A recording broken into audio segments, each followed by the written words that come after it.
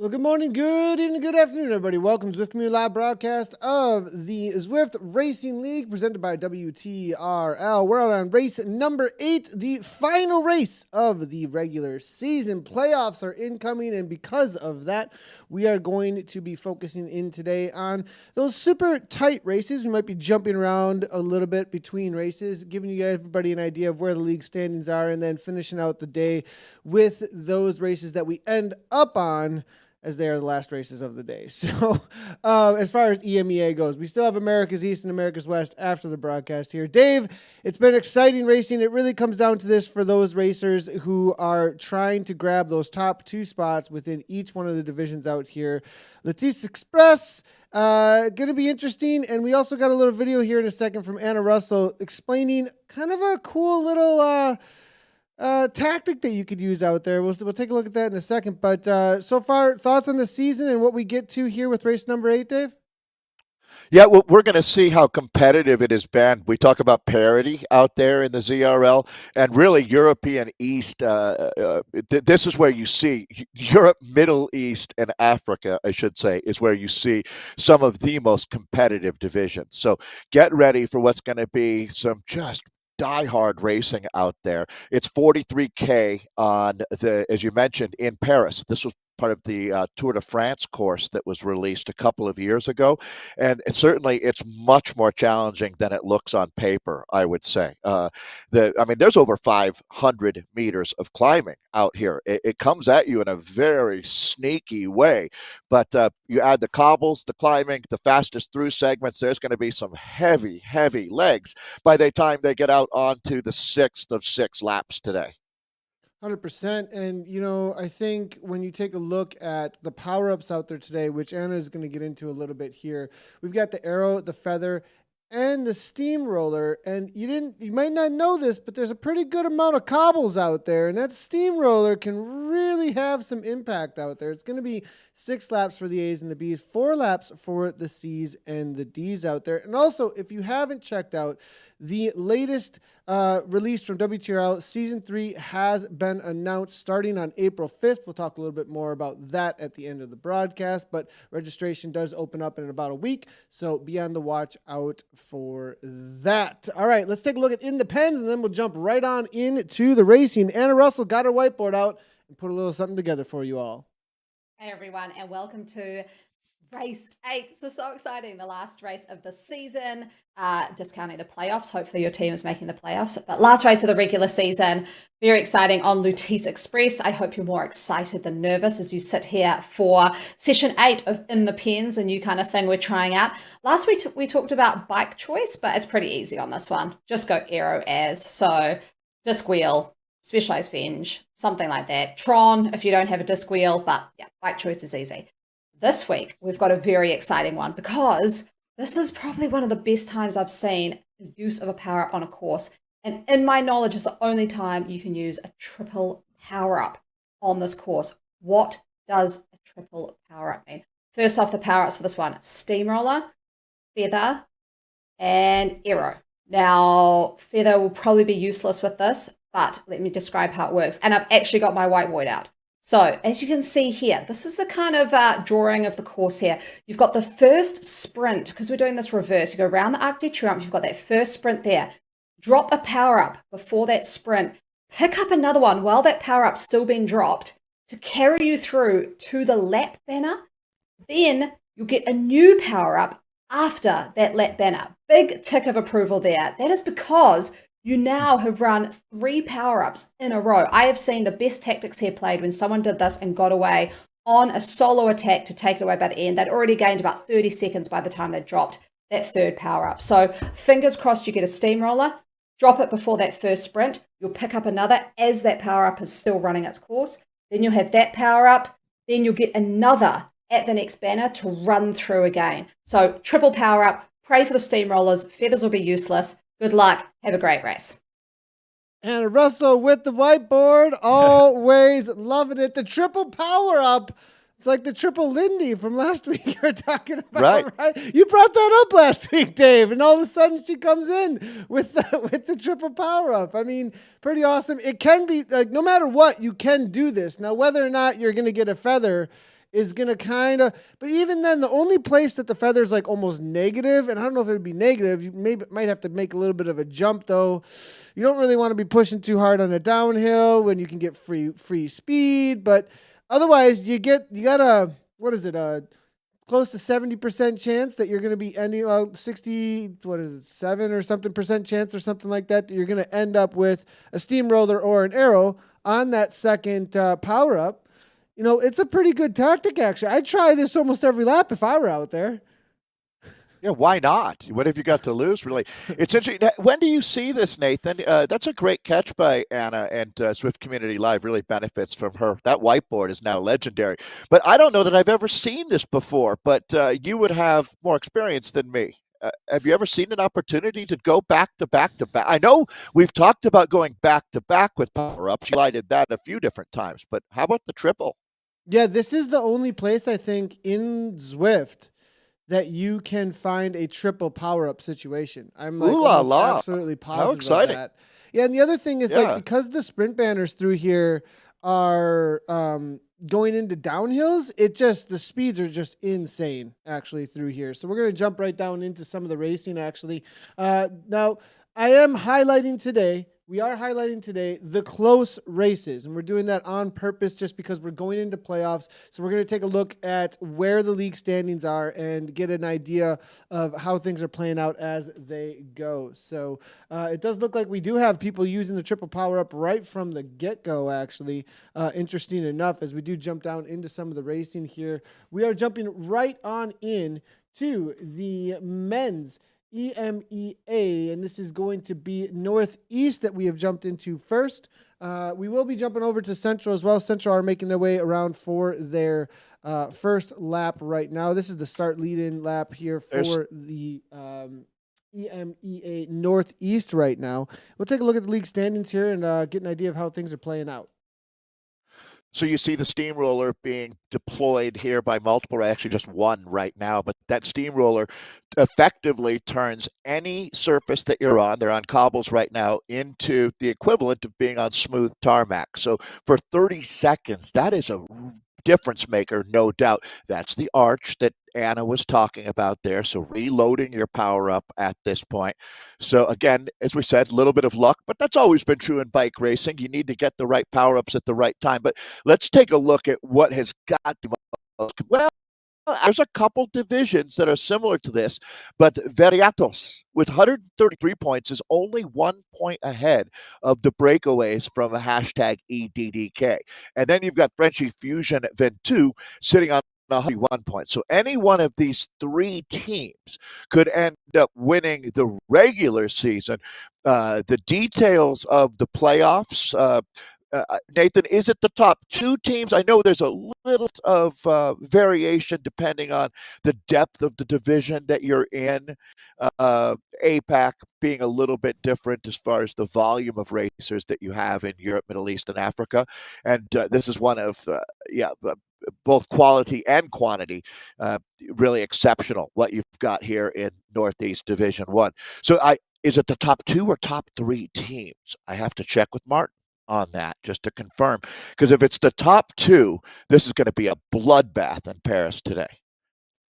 Top team number 1 for mixed men's A, B, C, D, and 3 for all of the women. So the battle here only is going one. To be, yeah, it's only going to be across for the one. I thought it was going to be a little bit different. This two teams for D, as there are fewer D leagues. So the reason being there's so many leagues out there is that it's just too much population. And so as it's split it across, it is a battle here for the top spot. But looking at the race out here today, the top spot is up for grabs here for Frenchy Fusion, EDDK, and Breakaways, though. So interesting here. Any one of those teams. Out. Absolutely. 100%. Any one of them can end up with this. And to be honest, the advantage that Veriatos has is pretty minimal, to tell you the truth. They're basically tied.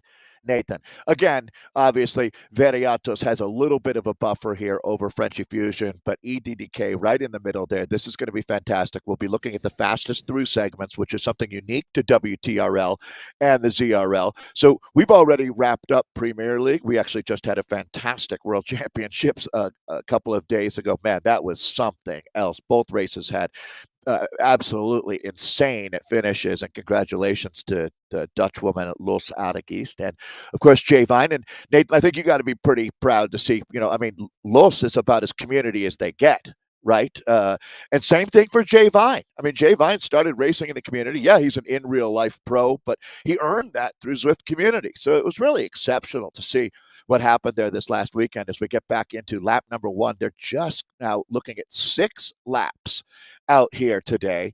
And you're right, Nathan, a lot of this is going to be on cobble. That steamroller power up is going to be the most desired.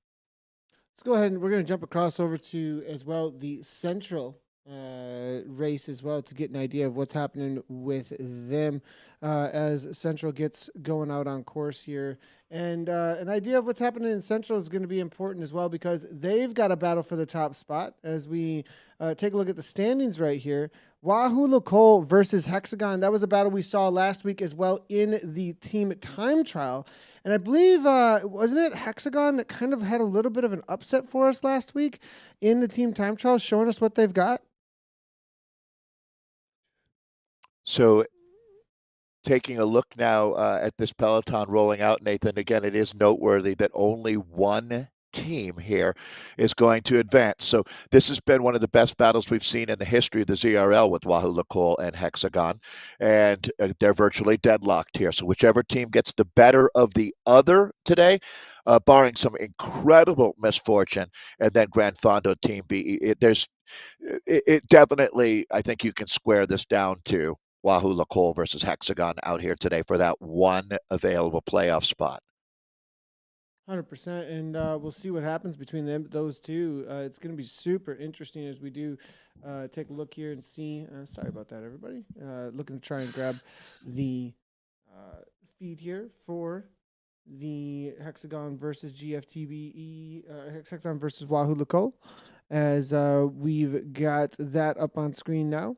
This is going to be the Central. They're 11 kilometers in, 14:05. We'll grab some points as they do start to populate. This is going to be the situation in, that's going to be East here, but they have Bayan here, GFTB, EE, Nyson from WLC, and the rest. The attacks have been coming pretty sharp, actually, so far from the GFTBE team. Interesting enough, I mean, what are they battling for out here from GFTBE? They're 127. It's a little bit late to really try and make some moves. So for those racers today out here, when it comes to the league standings that aren't going to be battling for that top spot, it's really a race of pride, isn't it, Dave, to really get out there and show what they've got in this final race for a single day. Yeah, I completely agree. And Nathan, you see that all the time, to tell you the truth. Even part of an 8-race season, this is 2021, 2022, season 2. And as Nathan mentioned, season 3, they just announced all of the different races that'll make up that season. So that's really exciting. But 100%, there's going to be racers here that aren't worried about what's going on necessarily. I mean, obviously, you keep that in the back what's going on with the top teams who are trying to win that playoff spot. They're just here to win a bike race. I think you could relate to that mentality, Nathan. You don't I mean, ultimately, this is a one-day bike race as well. And the rider that takes the top points out here, or even not even points, but just the first rider over the line at the finish, that could be your target as well. That's one of the beautiful things about WTRL is you don't really know what racers are they're racing for out here, and it turns it into a really exciting, in this case, it's going to be pretty close to an hour of racing, a tough hour. But that's a great point. Not everybody's worried about the season total. Some guys are just here to win a bike race today, right? 100%. And Hexagon here, though, this is about season total. They continue to go on the move, and I really like what we're seeing here from them going to the front. Now, the thing is they've stacked up a lot of points early on with Jaladu here. But at 39 points, Wahoo Lacole with 10 points there from Mackie. We're seeing Cote there as well with 8 points so far.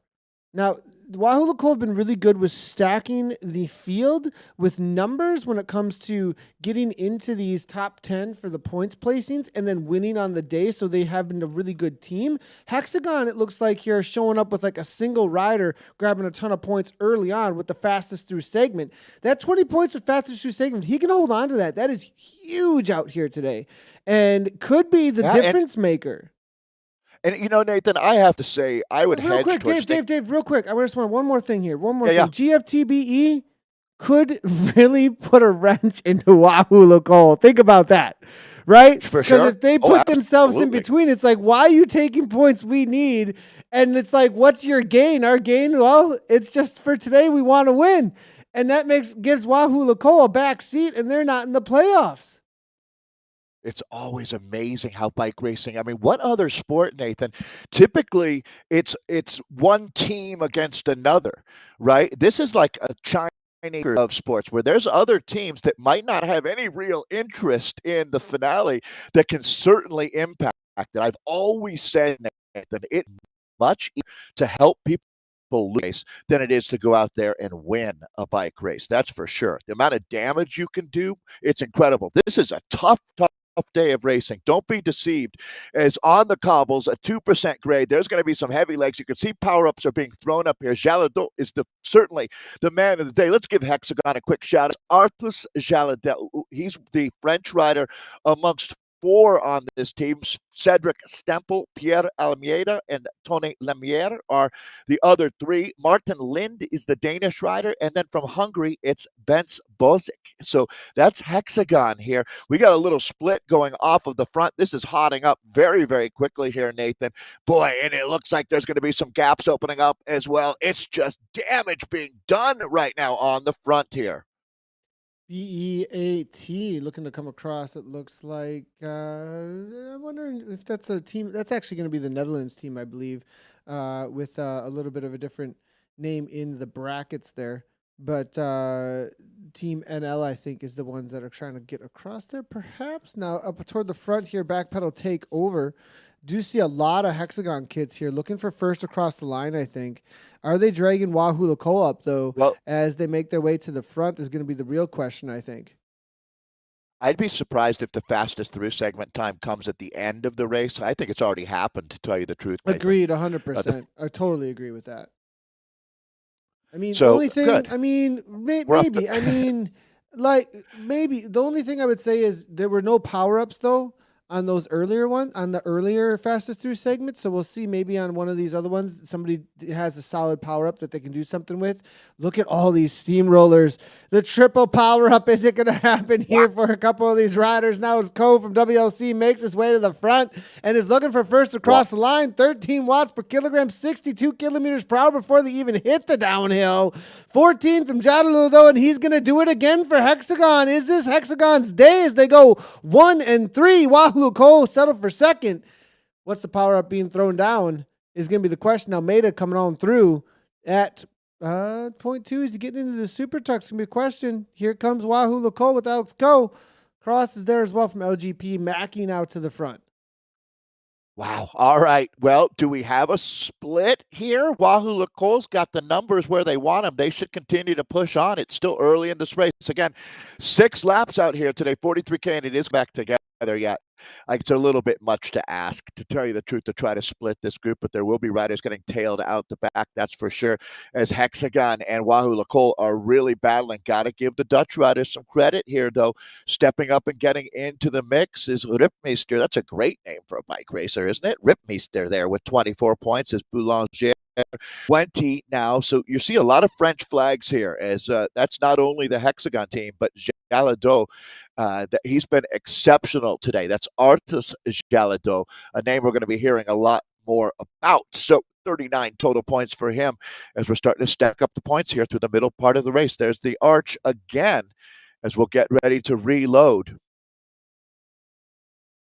Yeah, and it'd be interesting to see what they do grab here. It looks like everything's calmed right on down, and no serious breaks happen just as of yet. Interesting how each and every sprint, the speeds get so incredibly high that, a lot of times the downhills, you're not expecting these splits, but look at this.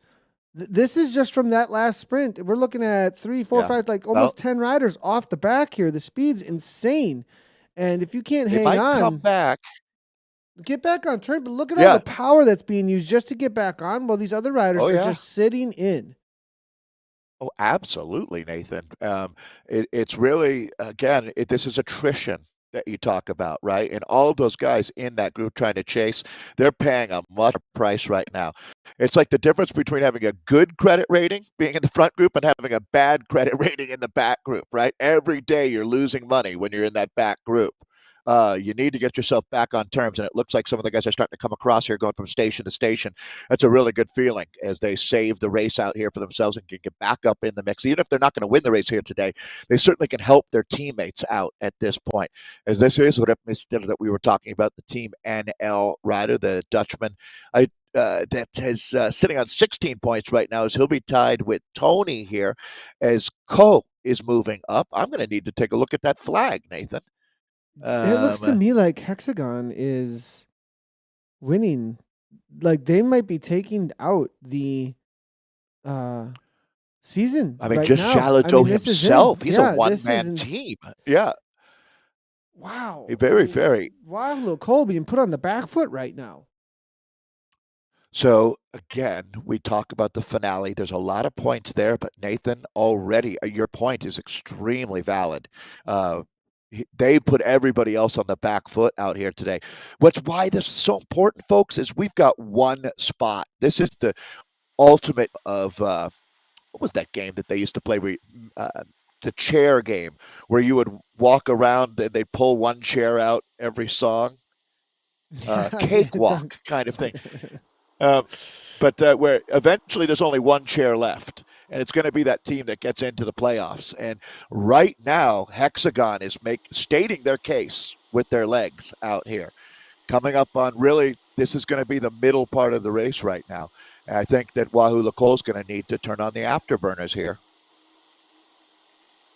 That's what it's looking like to me. Now, one thing I do want to highlight here real quickly, if he's going to go across to one of the other races real quickly, because in the north, right, we were looking at these point standings with Veritas, EDDK, Breakaways, and the Frenchie Fusion.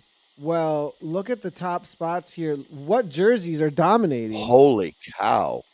And I don't think I've seen anything quite like that before. They're at 132, 133 for Veritas. Veritas, I think, losing their top spot here as well. Today is just a day of heartbreak across the board, I think, for a few of these teams. And that's inevitable, right? When you come down to the final and it's a fallout battle here, and everybody really wanting to take down that W, wanting to win.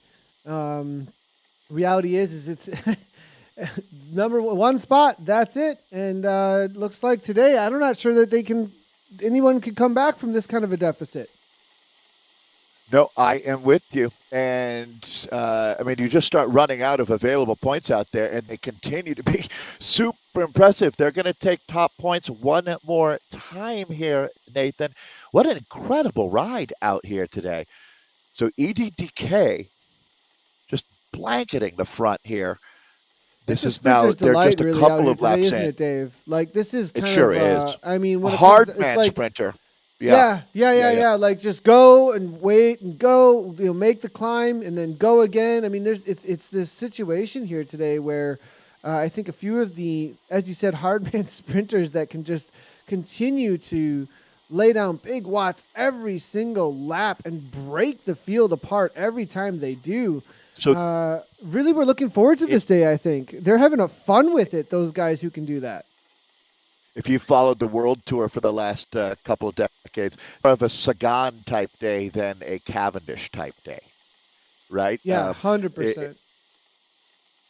So I have to say I love this course, Nathan, as we get into it here. I don't think I've seen a team put 4 jerseys into the top 5. Now, this points tally that we're looking at is up to the moment out here. FAL is first across the line, and that's just a straight-up sprint scored at the line. 10 points. then working our way down. The fastest through segment is a little more complex than that. But that segment there has a lot of points. It's unique to WTRL's ZRL and is really a game changer as far as the enjoyment for many, many racers out there. They absolutely love this fastest through segment.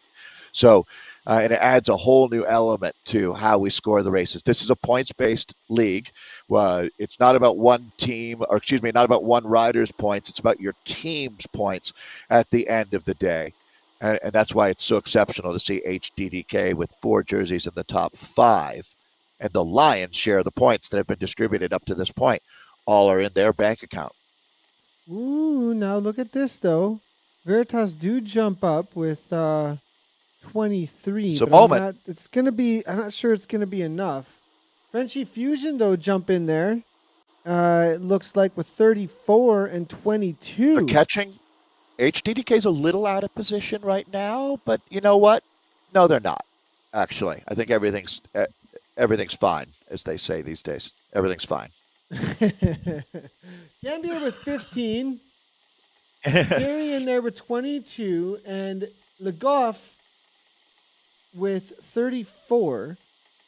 If we did a little bit of maths here, the 19 and the 16 plus 59, it's getting close here. These last couple of laps are going to tell another story, I think, and or at least be able to flip the story a little bit. As EDDK, they were dominating for sure the first couple of laps, but they still need to hold on for a little while here, and grab some more points, or at least block or get a.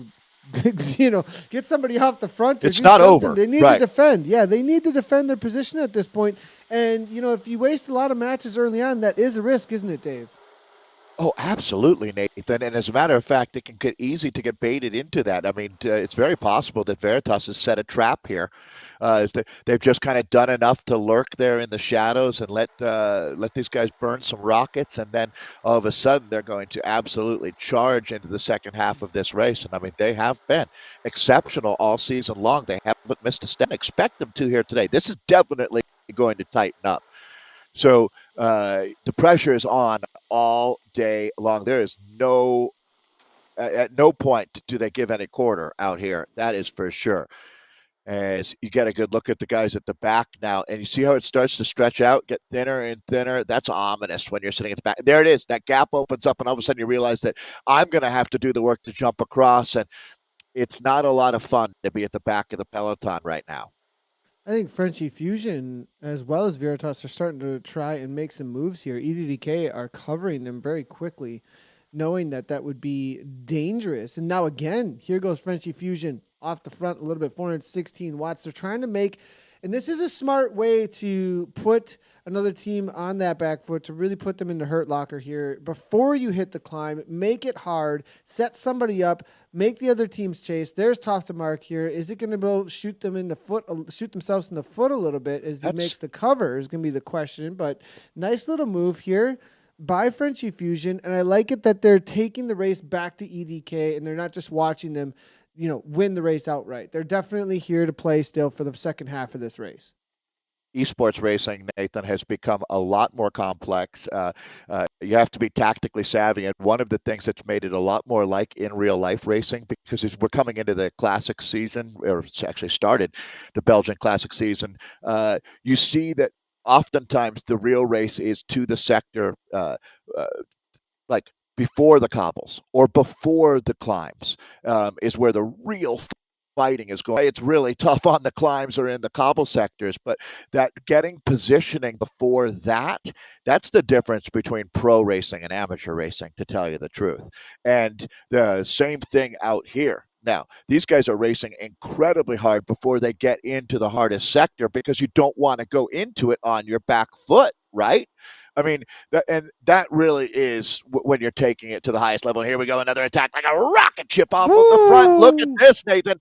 That's what you call hitting with authority right there, as this is going to really rattle the cage of the peloton. Jalado is en fuego out here today. Hexagon rider making a statement. Here he come, though. This is going to be Avenant, the South African, trying to close it down, and he just might, Nathan.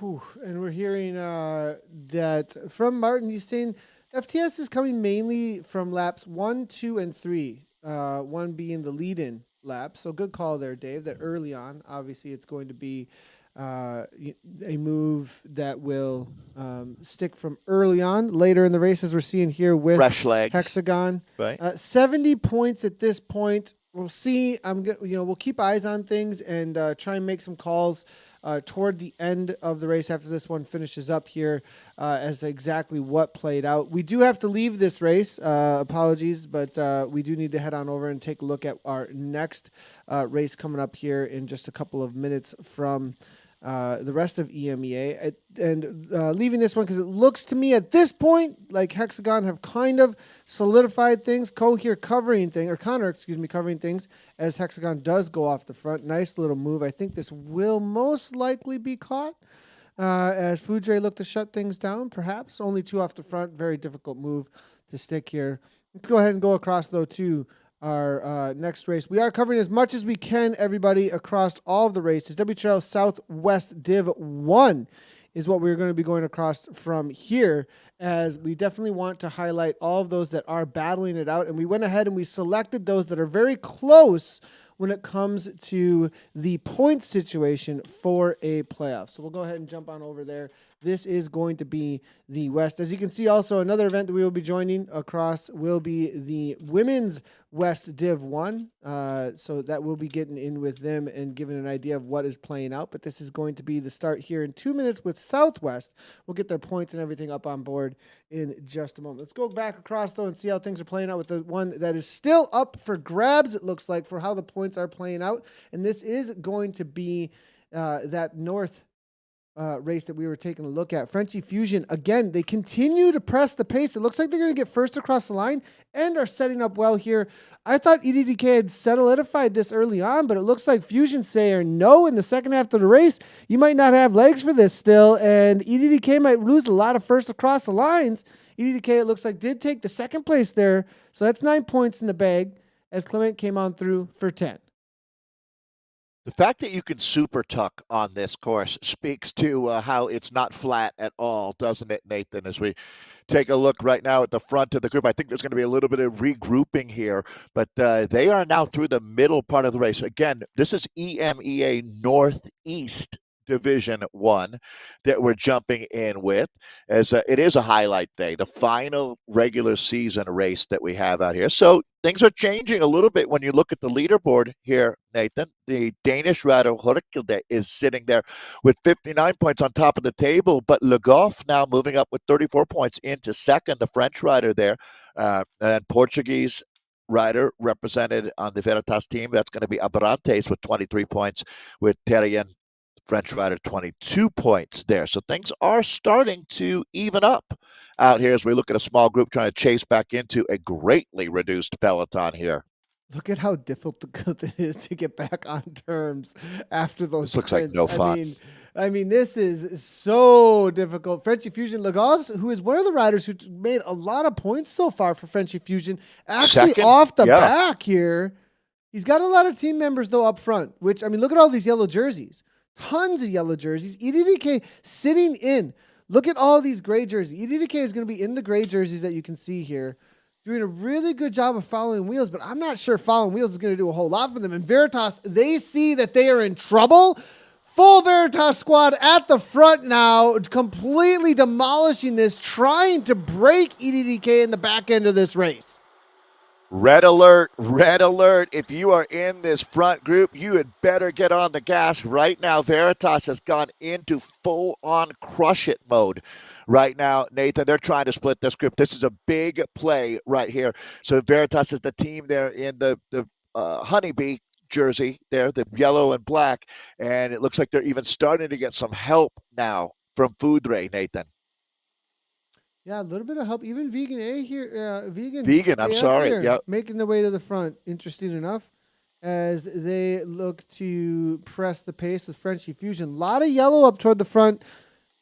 The guys in gray, though, man, they are just sitting. Though. No, look at how many gray jerseys are just hanging out at the back of this pack, and there's just energy being thrown off the front. thrown off the back to the left and the right of this pack from anything in yellow. Well, those gray jerseys just sit in. EDDK just getting the benefit of this, playing it smart and saying, we'll wait. We're patient. We're going to grab some points later on here. But at 29 and 28 for Frenchie Fusion, 25 we're seeing there from Sobi right behind that for that fourth place currently in points. And then 24 points. It's still really close in this race with where we're seeing all those gray and yellow jerseys at. Yeah, this EDDK team is obviously very experienced. It's entirely Danish here with Jay Sedest, Aske Sobe, Kasper Reinström, Nikolai Horke, and Nikolai's been phenomenal out here. Rasmus Hammer and Silas Toftmark making up this team, and they seem to really have their act together, Nathan. They're not overextending themselves. They picked up a lot of points. They're coming into this now. That's the season total here, 1 point. So it's virtually tied, to tell you the truth. Whichever team gets the better out here today, and Frenchie Fusion, you're going to be watching for the Frenchies to get up in the mix because they're still absolutely squarely in this conversation to be the one team that gets the coveted playoff spot out of this Northeast Division 1 league. This is Northeast EMEA. Just really quickly, let's speak to how that's going to play out because Veritas currently in the point standings, they're not like in the conversation really. Like if we look at this, they've got one at 22 points. They're going to drop quite a bit today. It looks like from what we've got so far. And then it's actually going to be the second and third place that are going to be battling for the day to be tied at the end. But if they win the last race, they move forward. So right here's now, a situation. It's between Imagine Frenchie this. and EDK. Watch this. Okay, so if EDDK, and this is entirely possible, takes the top points today, right? They still now, if Veritas are able to beat Frenchie Fusion, they would be tied with EDDK.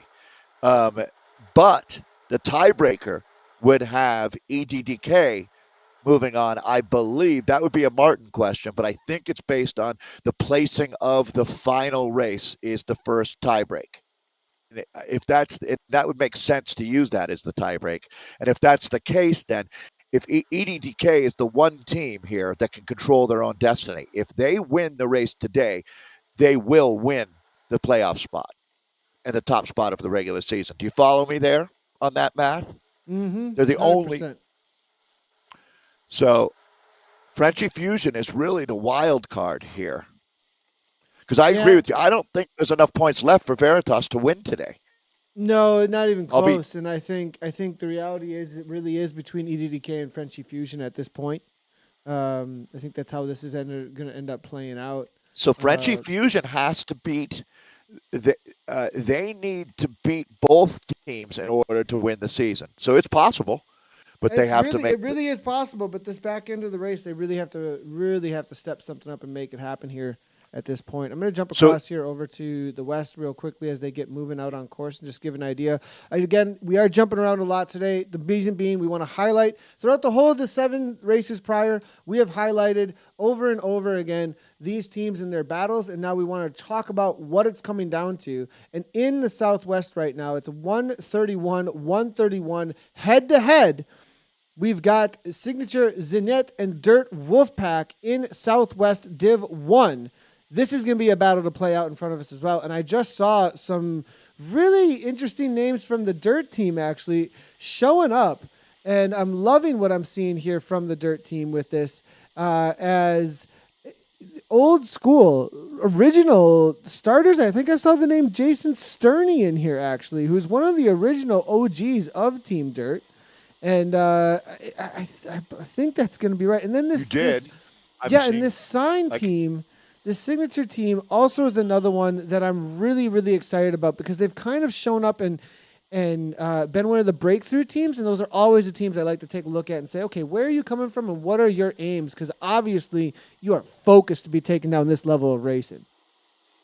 It's an entirely French team with Frank Berek, Alexis Carpentier, Adrian Celebrot, Victor Cosement, Victorien Lannen, and Xavier Granet making up that signature Zonnet team, sitting tied with Dirt Wolfpack 5. So, and there's really no way to imagine that one of those two teams doesn't earn the playoff spot out of this Southwest Division 1.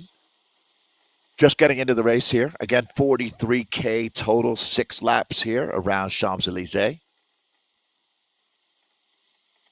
Yep, 4.9 in so far. First 6 minutes of racing. We'll start getting some points up on the board and see where things are standing here in just a moment in this Southwest men's. We will be taking a look next at the women's race as well as they jump out on course. There was not too close of a race, actually. It looked like in the first women's earlier today. So we're jumping across immediately down into the Women's West League. As they're going to jump out on course. And as they do, it is Aeonian versus Wahoo Lacole tied head to head. So that's going to be a very interesting situation with Aeonian today. All right. And that was the Europe, Middle East, and Africa Women's West Division. There we go. West 1 division out there today. So and we are trying to highlight today the most competitive of all of the divisions. So great job, Nathan, for tracking all of these down. You can see it's this is the Lutis Express, not Lettuce Express, as Kim Little was saying. That sounds like a prepackaged salad company coming out of Central Valley of California. We need a little more than lettuce on the Lettuce Express today to make this happen, I think, too. That's the other Yeah, thing. you're not winning this on lettuce, that's for sure. This is a tough day. So Aeonian and Wahoo Lacole, two of the powerhouse squads in the world of esports. Aeonian, the team of our freshly minted world champion, Los Antigeist. She was racing for Holland when she won, but her trade team, extremely exciting for a team that grew, their roots grew up in Zwift community. Talking about Aeonian. They've promoted their own races like Tour de Boudica. It's an incredible group of women, so it's nice to see good things happening to good people. Just going to highlight real quickly that race that we were looking at just a moment ago with the Northeast. The points have been updated a little bit here. And I don't know, EDDK are really stacking the bottom of that top 10. It looks like it's most likely every rider enough. on the team scoring Pretty points much. today. I mean, I have a feeling that might be said and done, and EDDK have taken complete control at this point of that race. So we're still waiting for the finish points, and those can be big. French Fusion are still in there. We'll wait and see how that ends up playing out. But back in with this race, we'll start getting some points up on the board here in just a moment. As we are looking at the EMEA West Division 1, the battle is Zenit versus Dirt Wolfpack 5 for a playoff spot. All right. So, yeah, with all of this racing going on, only one team in each division is going to earn that playoff spot. And you can see how they've really separated the wheat from the chaff out there. In most of the divisions, it's down to 2 or 3 teams. But in most divisions, it is down to 2 or 3 teams, meaning that one team is not complete. I guess it goes back and forth. There are some teams that have dominated the whole season and are leaving no questions about it heading into this race 8 of the Ace 8 race regular season for the WTRL ZRL. But this has been one of the more competitive battles, no doubt. It's been either Zonnet or Wolfpack winning just about every race this season. As things are looking like they're going to ease into this one a little bit more. This is, again, the guys here in Southwest. Mixed, I should say, Southwest Division 1A that we've got out on course. This is maybe the most relaxed race we've seen so far today. And as we look through and they're here, at 5 watts per kilo, so it's not that relaxed. I mean, but you're right, though. It's been orange numbers almost every lap through here. This one is pretty relaxed on this first. It's more just a steady grind. Yeah, and I mean, 5 watts per kilogram is no joke still, though, right, Dave? I mean, this is... Absolutely. These guys make it look easy, don't they? I mean, if you ask me, I'd say, what are they making, 2.5 watts per kilo? No, this is 5. There's a lot of guys out there that can race at this level now. Which, when you have over 2, it looks like an attack going off the front, however. So someone said enough. There you go. Some red numbers are popping as it looks like the Irishman, Owen Kelly, is going to hit out. Nice little move here from Kelly that we're seeing. Good to see. As Irishman's got 2 seconds, he might get a first across line. We have seen this a lot from the racers so far. It's been fun to see how they've been able to make these. On this course, it suits somebody to try and get that first across the line with this little bit of a kick prior to the sprint. We've seen it successful many a time so far. Steamroller not going to get you those hurt. FTS. Not going to get you FTS, right? But it will get you some solid 10 points. Yeah, no, absolutely. And that's a good way to just open up the account out here. This is the Socks for Watts rider Kelly, the Irishman that we're looking at now. And I think he's done it, to tell you the truth. It's a nice way to get things started here for Socks for Watts.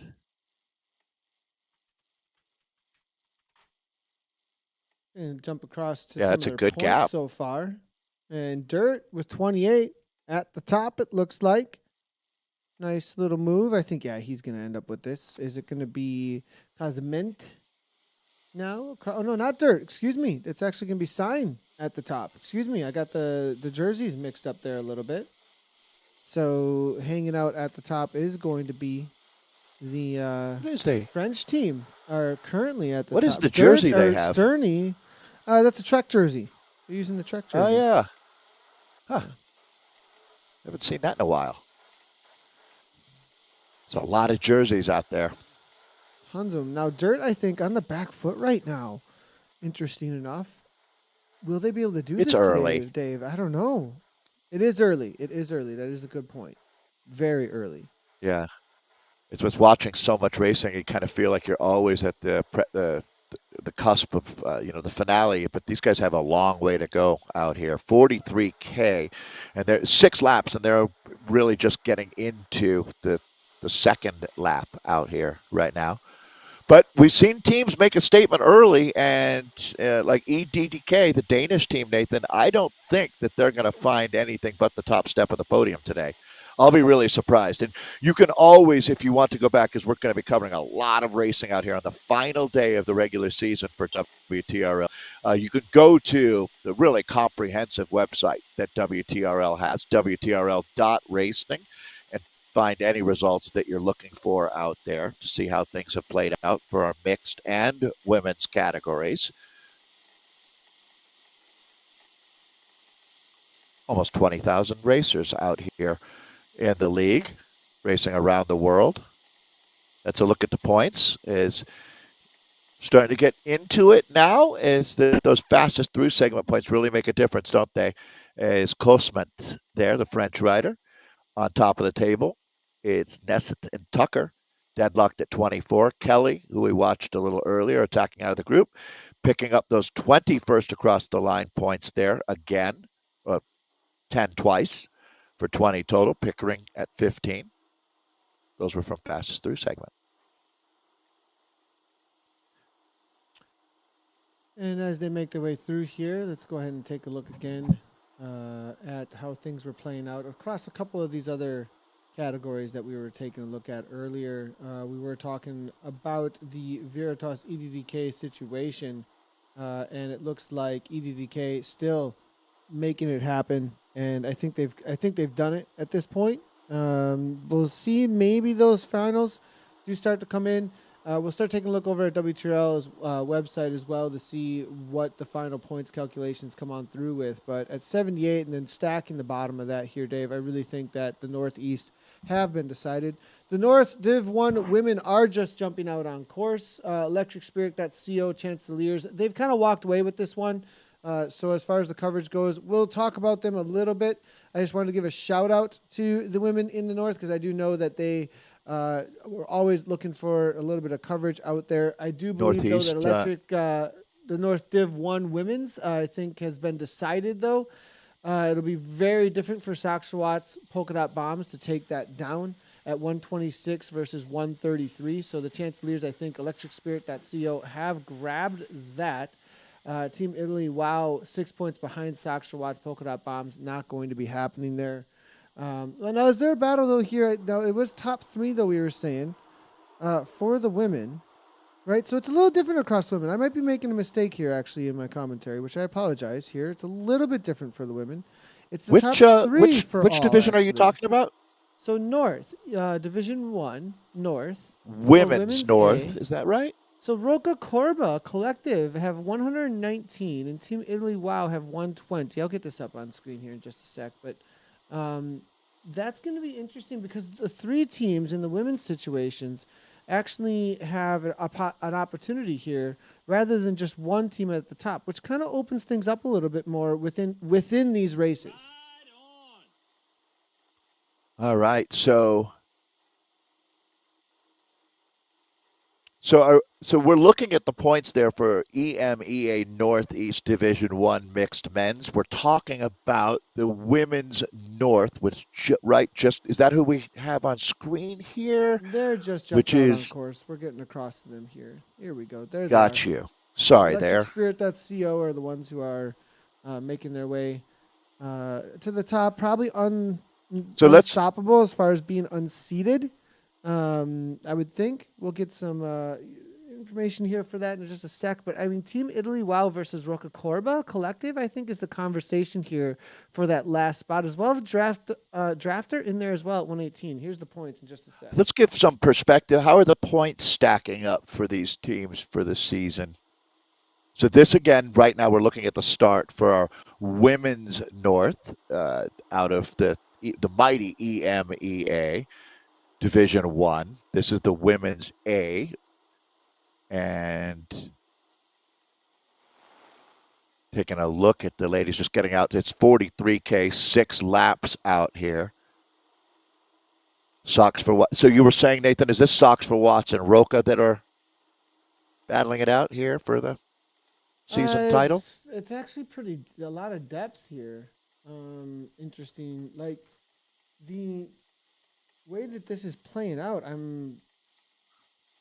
because there's 3 teams that can get through, it's a little bit different than on the men's side of things, where, as we see here, 133 points from this this Electric Spirit.co. Sox spots at 126, right? So those are kind of decided, but because 3 come through, Italy, Roca Corba, and Draft are all battling for that 3rd spot right now. So it is worth noting here, we've been talking about only one team advancing. That's for the mixed men's divisions. For the women, it's 3 teams that make it into the playoffs. This is the 8th race of the season, and it ends the regular season. There's going to be 1 team's time trial and 1 points race, like today's race here on Champs-Élysées, coming up to sort out all of the different divisions from around the globe. But right now, electricspirit.co is the top team, but it's not just the top. It's going to be Sox for Watts, Team Italy, looking to hold on because it's really Roca Corba that, and Draft ZRL, to tell you the truth. They're both there as a threat for, to be honest, Team Italy is the one that's on the bubble, as Sox for Watts are in pretty good shape to advance as well. Certainly not as good as electricspirit.co, as they are having a phenomenal season out here for our Division 1 women's A's, who we have on screen right now. And there's the legend, Leah Thorvaldsen. Yeah, and I think today, when it comes to Electric Spirit as well as Sox Watts, they just kind of got to show up today, grab the points that they possibly can. I mean, I'm not saying they're not going to race their hearts out or anything, but, make sure, show up, do your job, and grab as many points as you possibly can. They don't need to be exceptional today. No, they just need to do what they've done all season. It's really Draft who have to think about what they're up to, isn't it? I mean, they've got an opportunity here. Well, and certainly, right, Team Italy does need to be exceptional today because they are really in danger of losing that 3rd spot. And, it's an honor to be in that position, fighting to be into the playoffs. Roca Corba and Draft are right there. So that's going to be really interesting here. Tactically, think about how different a day is when you've got 3 teams sitting 3rd, 4th, and 5th that have the most pressure on them. No, not a normal day at the races. No, not at all. Now, real quickly, across with we did say across with Aeonian and Wahoo Lacole and Cryogen Stelvio over in the women's West. Just as a heads up, I know that some of you are like, hey, where's that at? That is fairly decided. Aeonian, Wahoo Lacole, and Cryo. I mean, the Aeonian and Wahoo Lacole will be battling for the season win, but it does not have a playoff spot on the line, as No Pins R3R are a solid almost 10 points behind third place out there. So Crowdgen, Stelvio, Wahoo Lacole, and the Ionian race team at this point most likely going to be making that playoff spot. So we are going to focus in on this race in front of us right now for the North, because this last spot is up for grabs on the women's side of things. The main focus for the women's side of things going to be in with this race right here in front of us. And they are just out on lap number 1, so it's going to be an exciting hour of racing ahead for these ladies here in Paris. The Champs-Élysées doesn't get bigger than this. Course designed for the 2020 Tour de France Virtual. Dropping. It's a challenging course. Hard man or hard woman's course out here. The legs will be very, very heavy. Just grinding all day. It looks like a little bit of an attack going off the front right now. Attack when it gets tough.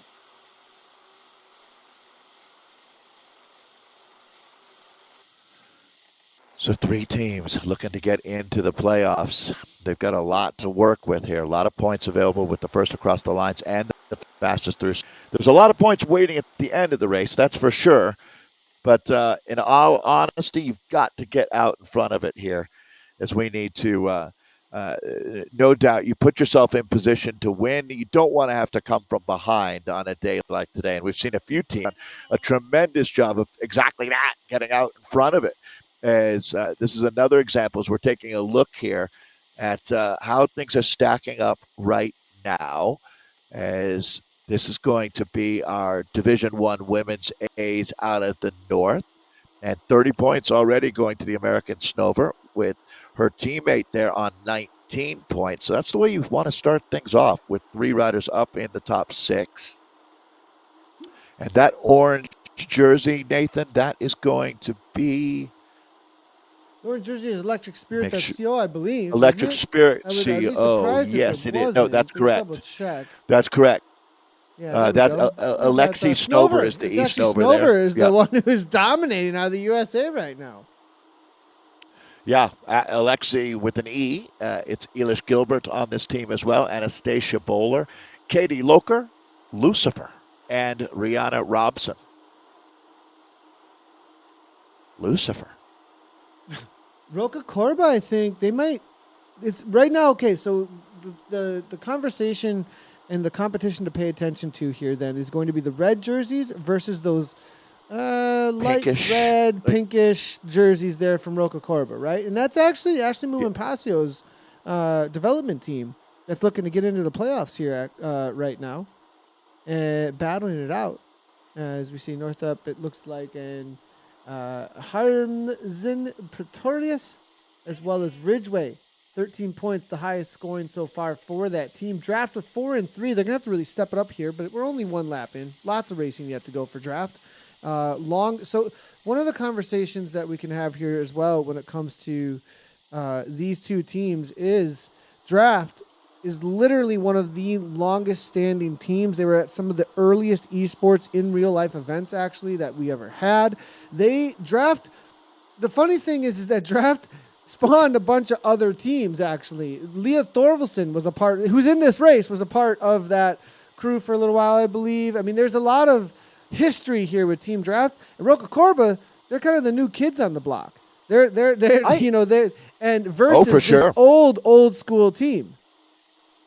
It's one of the great things about the community, Nathan, isn't it? There's the OG teams, but there's always new teams coming up and just continuing to stir the pot. And I got to say, Roca Corba's been one of the most exciting teams that we've had this year, no doubt. Ashley Muman-Pasio has put her heart and soul into supporting esports racing, and in particular women, and getting opportunity to, even better than that, women in Africa. And she's done a tremendous job. So I have to say, electricspirit.co, it was only about a year ago, Nathan, that we really picked up on this team. They've come a long way over the course of the last year to being a dominant community team. Yeah, it's been pretty awesome to see the amount of, seriously, actually, that is a really good point, Dave. Has been amazing. The progression of this team has been really, really impressive, actually. Like, just in this last year or so, WTRL TTT, suddenly this team was showing up, then ZRL, and now I feel like they've kind of done a great job when it comes Well, to their administration and management to put the right I athletes agree. together. Well, Nathan, they're built to last, right? Thinking of, we were just talking about Aeonian, same thing, right? They built that team with a foundation and from the ground up. Instead of trying to be flashy and coming in with a cool logo and hitting a big splash upon introduction, they quietly built the team, just good old ethics, right? And I think electricspirit.co, Aeonian, Wahoo Lacole has done the same thing as well. I think that they let their legs do the talking for them, and now they've become Sarah Snowpins too. Another team that has really built a foundation that allows them to now say they're amongst the greatest in esports. It's how you do it. Nathan, I'm curious. Going back to the early days as you were there, was draft originally a Canadian thing? I don't know why I always associate it with Canada. Uh, If Leah they Thorvaldsen's not had no, Canadian, so they did have some Canadians on the team though for sure, and were very much powerhouses of the team. But team draft early on had, I think it was kind of a lot of really known names actually early on. Adam Zimmerman was a part of that team. We had also Greg Leo, as we see electricspirit.co showing us exactly Alexi why on they're the top fire one. today. Yeah, Alexi's Bruce a Bird machine. was on the team. Bruce Bird was on the team, Still so that is. may be why. Yep. Yeah, still is. So I mean, that might Ed be Veal. why. Ed Veal, Canadian again. So, and then from there we kind of had these spin-off teams that ended up growing out of that as well. So, draft then. Where did it go from there? There was a team that spun off of that. There's so many of them. It's hard to keep track, but definitely tons of teams coming out of that draft team with old school riders that have been around for a long, long time. See, it's like you could say restart the team. Well, they've been restart for a year and a half maybe, but they were another name long before Brazen Dropouts, right? Long before that. Am I correct on that one? I don't know about that one actually. Oh, I might be wrong then. If you don't know, then I think I'm wrong. To tell you the truth, that's a bad sign. If Nathan's never heard of it, you realize. No, I've heard of it. I know Brazen Dropouts, but I'm not sure if they were the same. They didn't become Restart though. Then I thought Restart was. Yeah, but not sure that was what was happening there. Back in here, we're gonna real quickly. Let's go ahead and see what's happening with the team Signature Zenit versus the Dirt Wolfpack is what we've got on screen right now.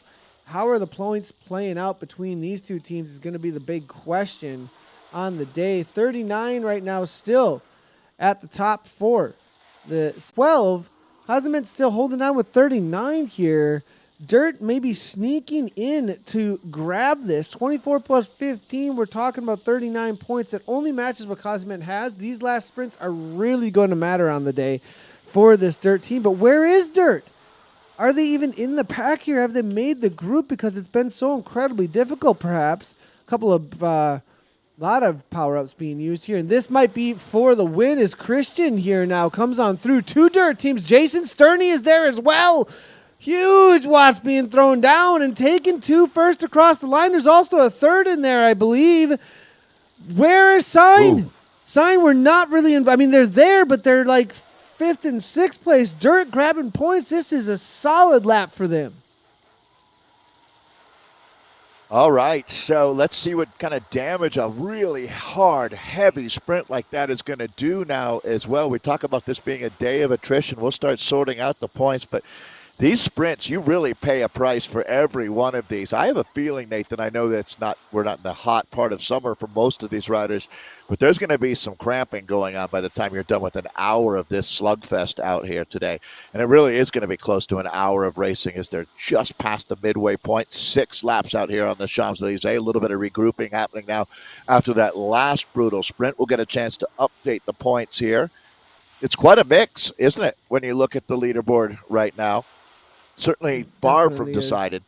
Yeah, interesting, too. I mean, there's always the question then, too, about that we were talking about earlier, we'll get this back up here, is who's grabbing points for the day here and putting a little bit of a wrench into things for the rest of the riders out there and the teams that are really trying to battle it out. And, Kelly having a solid day with the sprints, but he's grabbing points away from Team Dirt that would love to have some out there.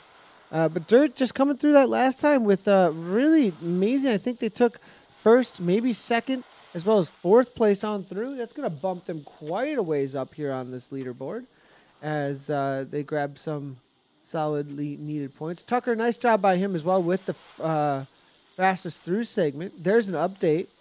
Dirt Neil definitely Tucker on the board now.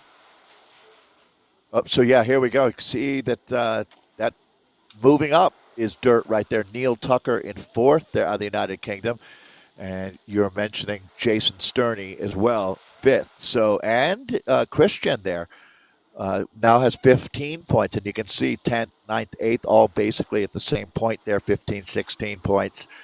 As Kosmet there, 41 on top of the table here as they make their way into the final couple laps of racing. Hazmat here actually losing the fastest through segment, I think, on that last time through. How many laps are we in? They just changed the fastest through segment on lap. Is this 4 that we're into? That was already? 4. Wow. Excuse me. They're heading. So it's 43 total laps. 43 total kilometers laps. over 6 43 laps. laps would be insane. Oh my That gosh, would be how many insane. kilometers Yeah. would be? 300K or something, right? Yeah. Of this. You wouldn't But I have any think skin on your Tucker hands left. Just grabbed fastest through segment. I'm pretty sure. Just now. At 20 That's points the there. 20 that you see there, right? Yeah, I Yep. think he just did it, which is huge for Dirt because that takes away. Because Kazimit had 39, he only gained 2 points with that last fastest across the line on his 39. Because a couple points went away as they readjusted, he right, lost for the 4 fastest points. through. Yeah, he lost 4 Right. points. Interesting there. Wow. Yeah, that's the fastest through segment. It's not written in stone, is it? Sometimes it is if you don't have laps out there. But on a day like today, things can change. I actually really enjoy that dynamic here. That's really a cool little game tactic that you can play in and change things up in the middle of the race. You think something's settled, and no, sorry to say, I'm going to go and grab the fastest through. And if a rider really is like, okay, here's where the points are at, this is where it's standing, and they're taking a look at it, and they go, well, I'm just going to save up. I'm going to hold on to this arrow power up, or I'm going to hold on to whatever power up they think is going to get them that fastest through segment. And I'm going to start at the back of the pack. I don't care about the fastest, the first across the line. All I care about is that we get that 20 points to win on the day. And I think that's what Tucker was going for, because you can see he ended up with only 4 for first across the line. Obviously, starting from the back and using all that speed to the front, and it was able on the 4th lap to grab the 20 points. Awesome by Tucker. Well done. Huge boost for Dirt. And it's kind of a double value because you're not only picking up the points yourself, but you're taking them off of the table for other riders Good and teams. point. Right, yeah. You actually are stealing points for another team and gaining them for you. So that's not only the differentiation there is actually 8-point gain against right, you got to look at the swing. The point swing is the thing, isn't it, Nathan? It's not how many you gained. It's how the net turned out for you. That's a big moment right there in the middle part of the race here. So I was looking at this Omeri, Nathan. That's the last name of the family that owns Tour de France. But it's actually the first name, I believe, of Omeri Chedron, the Foudre rider who's not French, actually German. Or excuse me, Belgian. Belgian, yeah. Rider. Interesting. Right, and a couple Belgians and a couple French riders on this Foudre team. Tom Timmermans and S. Blanchy, the other Belgians, and then the French riders Julien Guillon, Jacques Morin, and Cedric Aspil, along with Matthias Streibel, making up the Foudre team out here in the blue, or one of the teams in blue. Hack here on the women's race. Just going to merge this over. You're doing an incredible job today, Nathan. I don't think we've ever covered this many races in one day. Yeah, it's definitely been quite the setup situation This could be a record. here. It's almost a record. I think, we are going to be doing some studio upgrades here going into season 3 and getting a couple of extra Good for you. setups here in order to cover as many as we possibly can. Maybe we'll have like 4. You're getting a whole bag of potatoes, huh? Yeah. So I don't know about potatoes. Nathan potatoes. does not run potatoes. Nathan does not run potatoes. Nathan's kind of an elitist when it comes to PC things, to be honest. No, that's your thing. Definitely. Now, look, You're this is an gonna attack that went super early here with Nevin because Draft, I think, know the situation that they're in. Roca Corba stacking the bottom of these points, but Draft here looking to grab a quick 10. They're going to do it, as you can see here, and that puts Roca Corba in a situation where they only grabbed a few, it looks like maybe 6 points there. So trying to close the gap here, but there's a lot of Roca Corba here on the screen right now when it comes to points. I don't see any Draft jerseys, to be honest. There might be a couple of points lower down underneath the top 10 right now, but they are definitely still in a lot of trouble in order to grab the top spot out here still.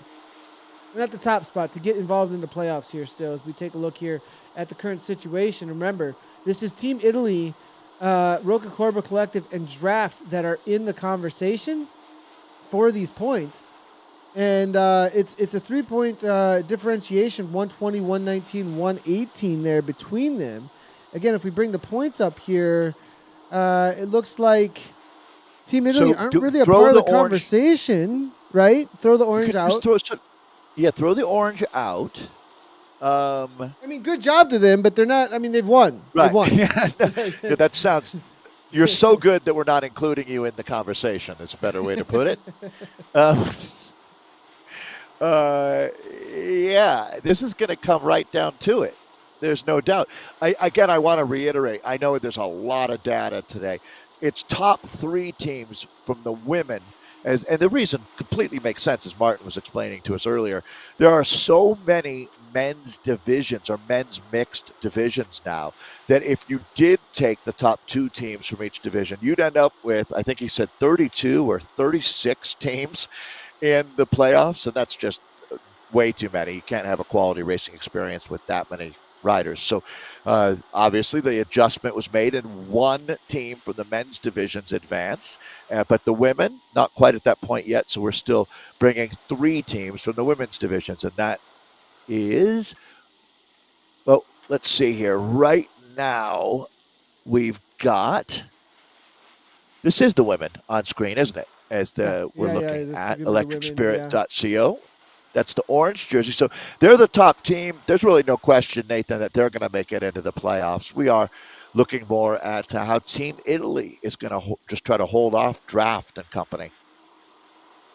Yeah, and right now, Italy aren't really on the board. They're, so it's not, this not is going well. No, because right now, Draft are on the board, Roca Corba are on the board, and Team Italy, I think, maybe struggling a little bit out here today. I just want to highlight really quickly here, everybody. Team Dirt just took another sprint. It was Christian again, taking down first across the line with the Dads Inside Riding Trainers. So they are on it, this Team Dirt. They are definitely looking to battle against Team Signature and grab that top spot. It is 1 spot in the men's race. 1 spot in the men's race. Much more of a up-in-the-air situation between these teams with Team Sign. 131, 131. Today is the day when it comes to these teams out here for these points currently right now. We take a look at it here. Again, they'll be updating in just a second, but Draft they're battling. And they might do this. I think not Draft, excuse me, Dirt are battling, and they might make this happen out here today with the baby bottles in pocket. Yeah, the Dads Inside Riding Trainers, another squad that's got real roots. When you start talking about the teams that go into the triple digits of members, they're even past that now. Thousands of riders identify as part of the Dirt program. And this is going to be, let's take a look at a reduced group out here. I did want to quickly note, obviously, with the Ukraine solidarity ride going on Zwift, you're going to see a lot of Ukrainian flags. Those riders are not necessarily from Ukraine. They might be supporting the Yeah, I folks believe in Christian's Ukraine from the right now. USA. I'm pretty sure Christian's from the. I'm not Right. positive on that. I've seen a but- few folks doing that, which I fully Oh yeah, respect. And plenty Yeah. of folks. Yeah, out there changing their flag to Ukraine in solidarity with them. I saw some great pictures of the Ukrainian president on a bicycle as a kid, and he's a cycling fan, which makes me even bigger fan of his I also heroic saw a acts great lately. meme of somebody riding by tanks on a bike, just taking his normal Oh, everyday a ride. guy going out for his daily ride. Yeah, Even though they were tanks, I was like, swerving that's around commitment. tanks. Yeah, yeah. That's commitment, yeah. buddy. Let's just act like nothing's happened, and we're just going to I do tell our you thing. what, with everything going on, Then, of course, there was Nathan, somebody who came in the comments who was like, cyclists even acting like they own the world during a war. It's like, oh, man. Well, I would expect a "Where's his helmet?" comment too, right? Yeah. I mean, obviously not funny what's happening there, but No, I'm and glad that he was I able will to get say- out on his bike and keep something of normalcy in his life. So, I have to say, I think Ukraine around the world has earned a tremendous amount of respect as a nation for the heart, what they're showing there. That is for sure. I don't know of another nation that's made a bigger jump up on the respect ladder than Ukraine lately. That's for sure. Crazy days. So, taking a look, Nathan, at an attack that's looking kind of scary out here, as we've got a serious move going off the front. Foudre is crushing it out here. This is Aspil that we're looking at, one of the French riders on Foudre. Cedric Aspil here, taking a big dig right now. Tim Fulford, WLC in the chat. Tim, I do not have an update. I know it was really close. He's talking about Central. I believe he's talking about that hexagon situation. Versus Wahoo Lacole. Tim, I haven't been able to get an update on how things played out. We're probably waiting for some official results to come on through. But good on you guys. You were nonstop pressing it. We saw Ko going for it over and over again. We saw the points playing out there in that men's central race. You guys showed up and you gave it your all. And Tim, I know you were DSing. I know that you were DSing. I figured that you were in there and you were keeping eyes on things. So good on you. Good job. To Wahoo Lacole showing up today. And seriously, you guys are a huge part of this racing series, and we appreciate the way that you guys show up and race the race and make the race what it is with the way that you do show up here. Now, it looks to me like Dirt are making this happen, Dave. We see Foudre off the front, though. I love it. Look at all the here. 6 seconds now, and I don't think the pack's gonna care. I think this guy could win the race outright because the pack is not going to care one bit about him walking away with first across the line winning points. Now, if Signature go not my with problem, this, though, right? I mean, but here if Signature go with it, okay. Now look, here's Dirt are involved there. They might not even chase as well. This might be a situation where they get across, they put 2 up front with a rider they don't even care about, and they just make sure they put 2 up front because they can cover each other, right? This Dirt rider can cover the Signature rider. Bam, that's all evened out. That's just all you make gotta sure do. your man wins, right? Absolutely. It's pretty simple when it turns into an isolation game right now. It's an interesting situation when you have these wild card elements out there. They're down to 10K to go. It's going to be an absolute Donnybrook here in Paris, Nathan, no doubt about it. The way this is sorting out, this is going to be wild for our finale here. Again, we're with the Southwest Division 1 mixed men's A's, and it's going to be a real fight for the top spot. Spiel here, the Frenchman, 5.3 watts per Cedric. kilogram off the front. He's got a 9-second gap, and they're giving up behind here, Dave.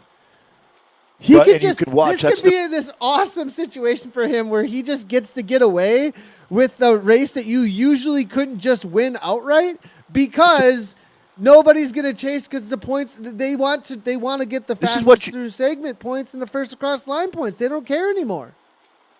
The word, Nathan, I love cycling has this element to it. Opportunist, right? He senses that they're right now tactically these teams are going to neutralize each other behind him. Now, this is far from a done deal, but if you watch, and this is one of the things I absolutely love about Zwift, Cedric here, so he's sitting on 5.4 watts per kilo. Actually, just bumped it up over 6 right here for a moment. The chase has been a little bit below him, but it's starting to even out right now, Nathan, at 12 seconds. Again, still 9K to go. It's a tough row to hoe for Cedric Aspiel, but it's going to be fun to watch. Can he hold on and win this race here today? The amount of speed that pack brings on the downhill might just be too much. He's going to have to I don't give him the advantage. No, definitely he's going to have to show a tremendous amount of heart and scrape that barrel at the bottom for everything he's worth, but it's fun to watch a guy try. Now, real quickly, I do want to highlight, great job to the Vikings today. Well, look at this, a little bit of an aero power up there, 5.5 watts per kilogram on this 3% gradient section here. As he comes on up and over the top of this little climb, he's going to carry some speed through then. That was a pretty good time there. I might have waited just a little bit longer. I actually, if I were him, I would have gone for the triple power up to try and get away. That's really what I would have done at this point. And now the battle is on, though, behind. I thought maybe they were going to sit up and look at each other and wait for the sprint, but no, Team NL says, I'm going to try and go across. Wow, no, this is actually another breakaway situation happening here.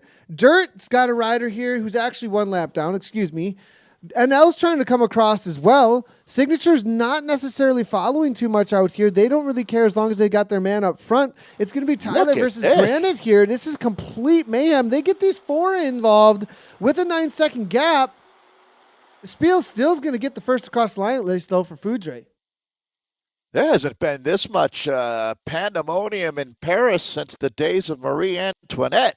Man, this is bananas going on out here right now as you take a look at what is going to be the race of the day in my mind, Nathan. No doubt about it. So, again, Cedric Aspiel is the French rider here for Foudre off of the front. His gap has stayed over 10 seconds. This has been an incredible ride. He's down to 8K to go.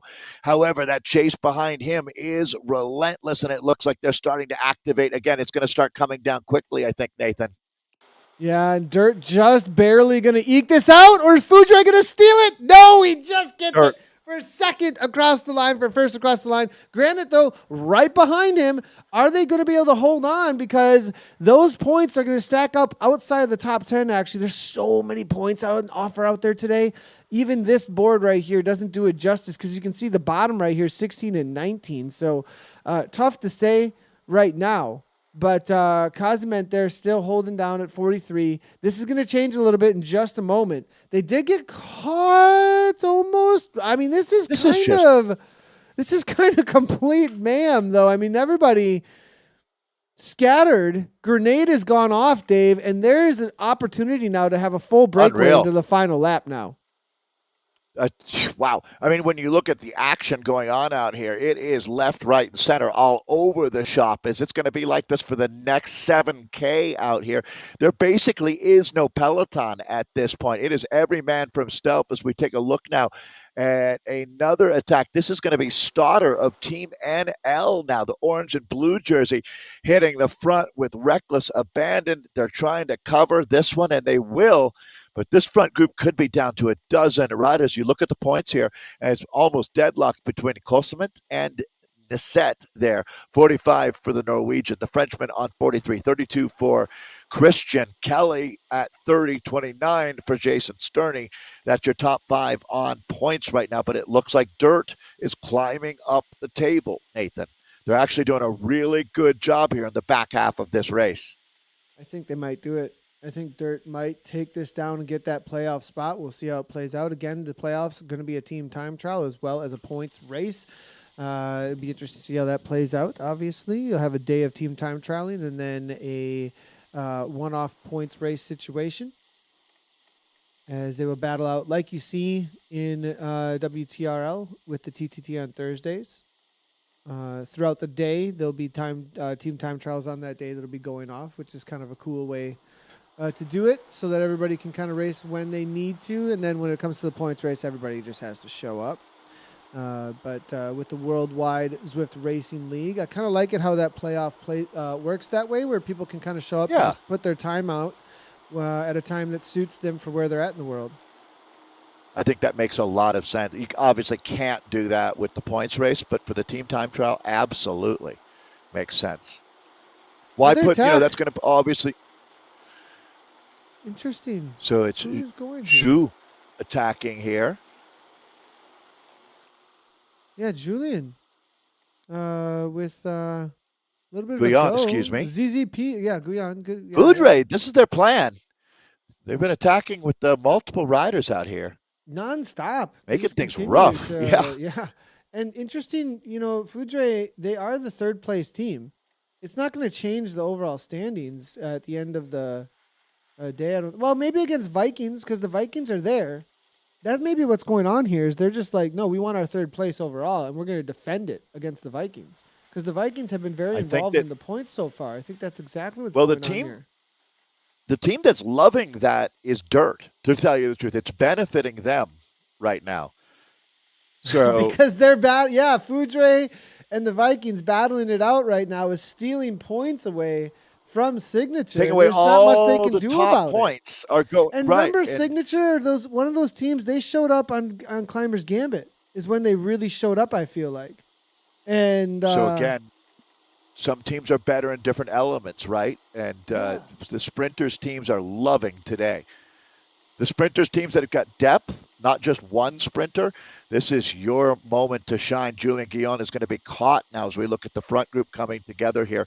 And it's really, we're on the last lap. And at this point now, everything is on the line here. Only one team we're on the gets last to lap, tick and that box. yeah, as we see here, looks like a little bit of a push off the front. Now, quick question, Dave. There was a conversation. We do have a couple of lapped riders in the pack right now. And this has been a conversation that's happened on WTRL's Facebook. It's happened in a lot of different places. There's people Can they participate in the sprint? Yeah, and Anna and Kate this morning said no. And I say no too, because that's an in real life thing. And but I'm 100% on board with you want fastest through segment, don't take polls, go for it all day long.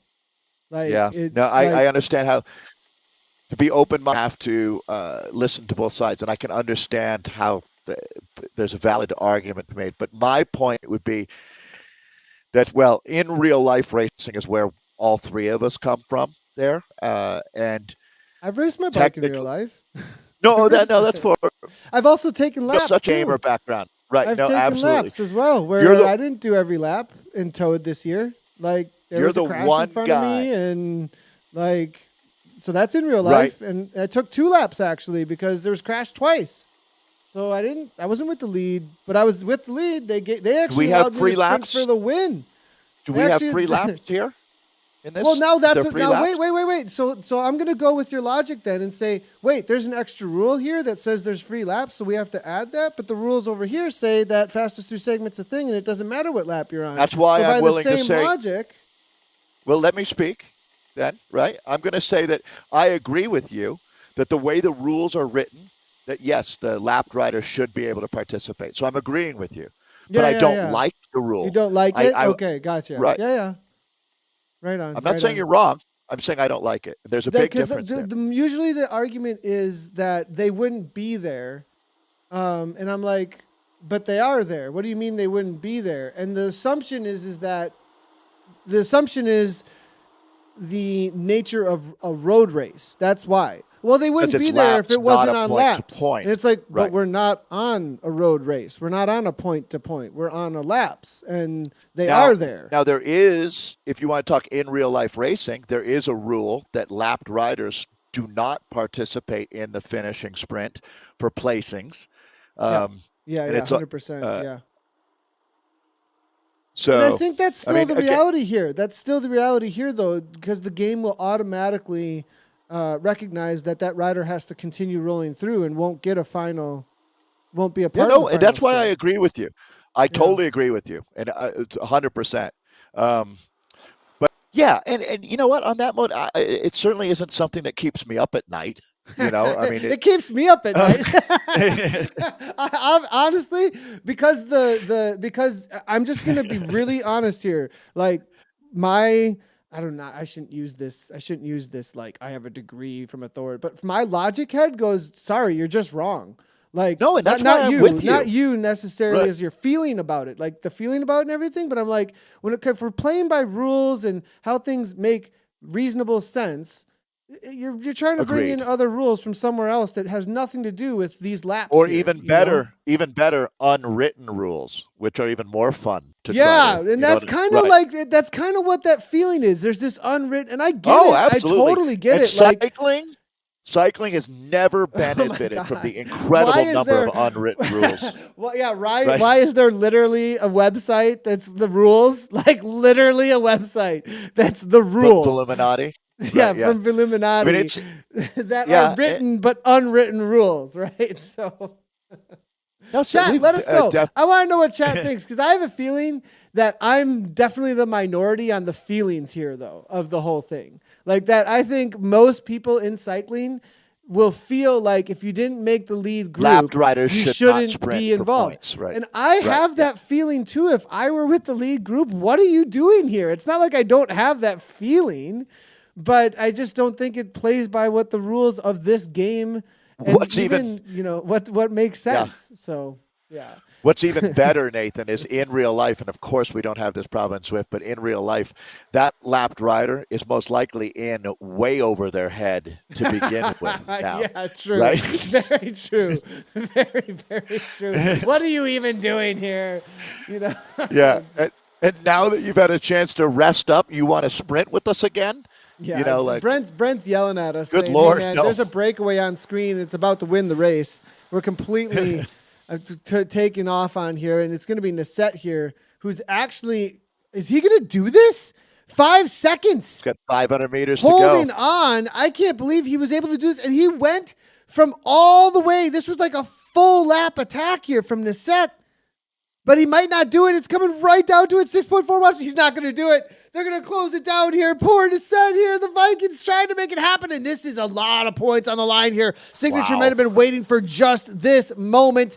And what are the power-ups that are going to be thrown? I don't think he's going to do it. Will Nasset have the last kick? Here comes Team NL leading it out. Here's Signature on the wheel. It's going to be Frank Brerick here now on his wheel. Cooking through 13 watts per kilogram. Where are the aero power-up steamrollers here? Nasset trying to hang on right to the line. Not going to happen now. Foudre with the lead out, holding on. Signature trying to come through. They're not going to do it, but it looks like it's going to be 1 for Foudre, Signature second, 3rd for Dirt. The question is, what are the points at the EDDT. end of the day, though?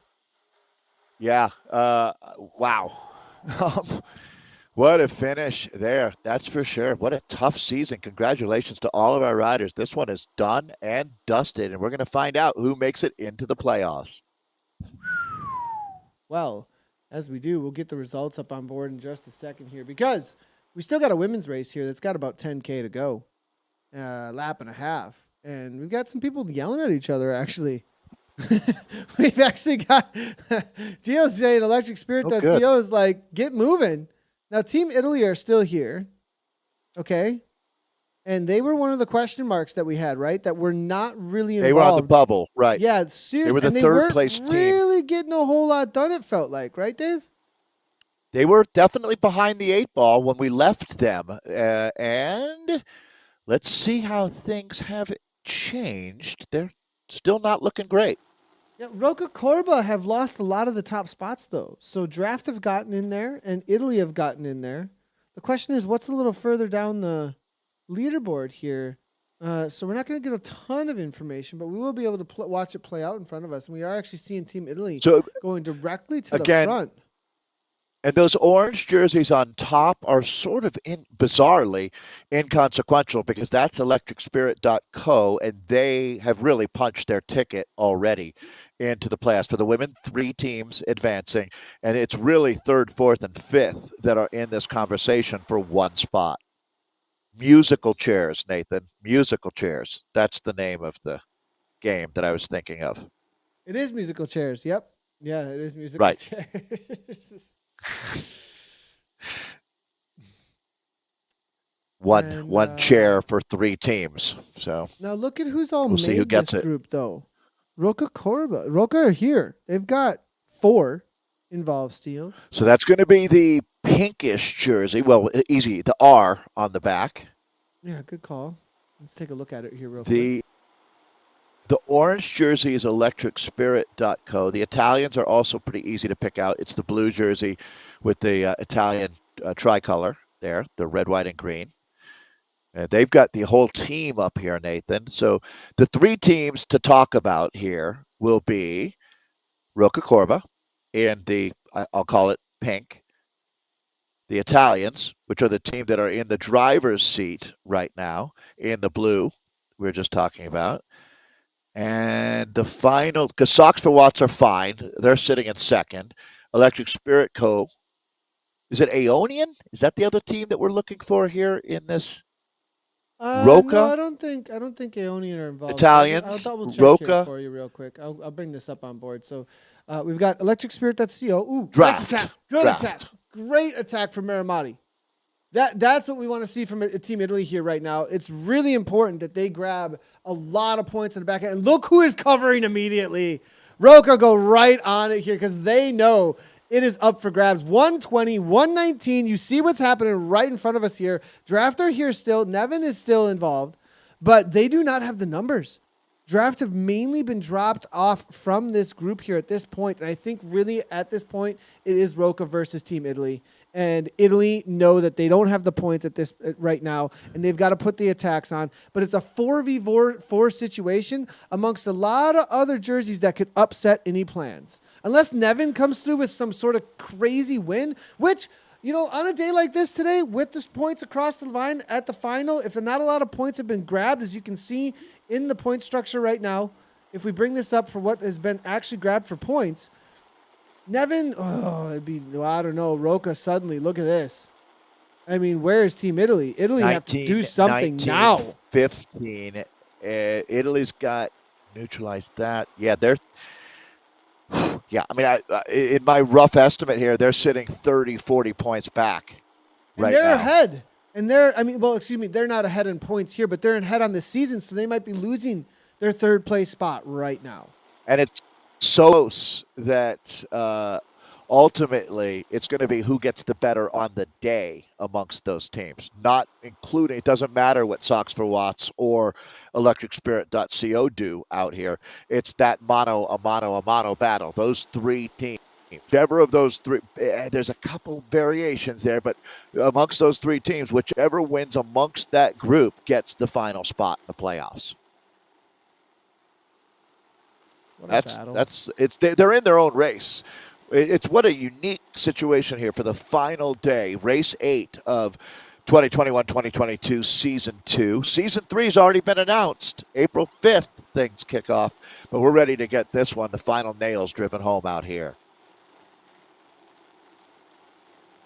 Cross the line just for results here real quickly from what we did see a moment ago with that Southwest men's.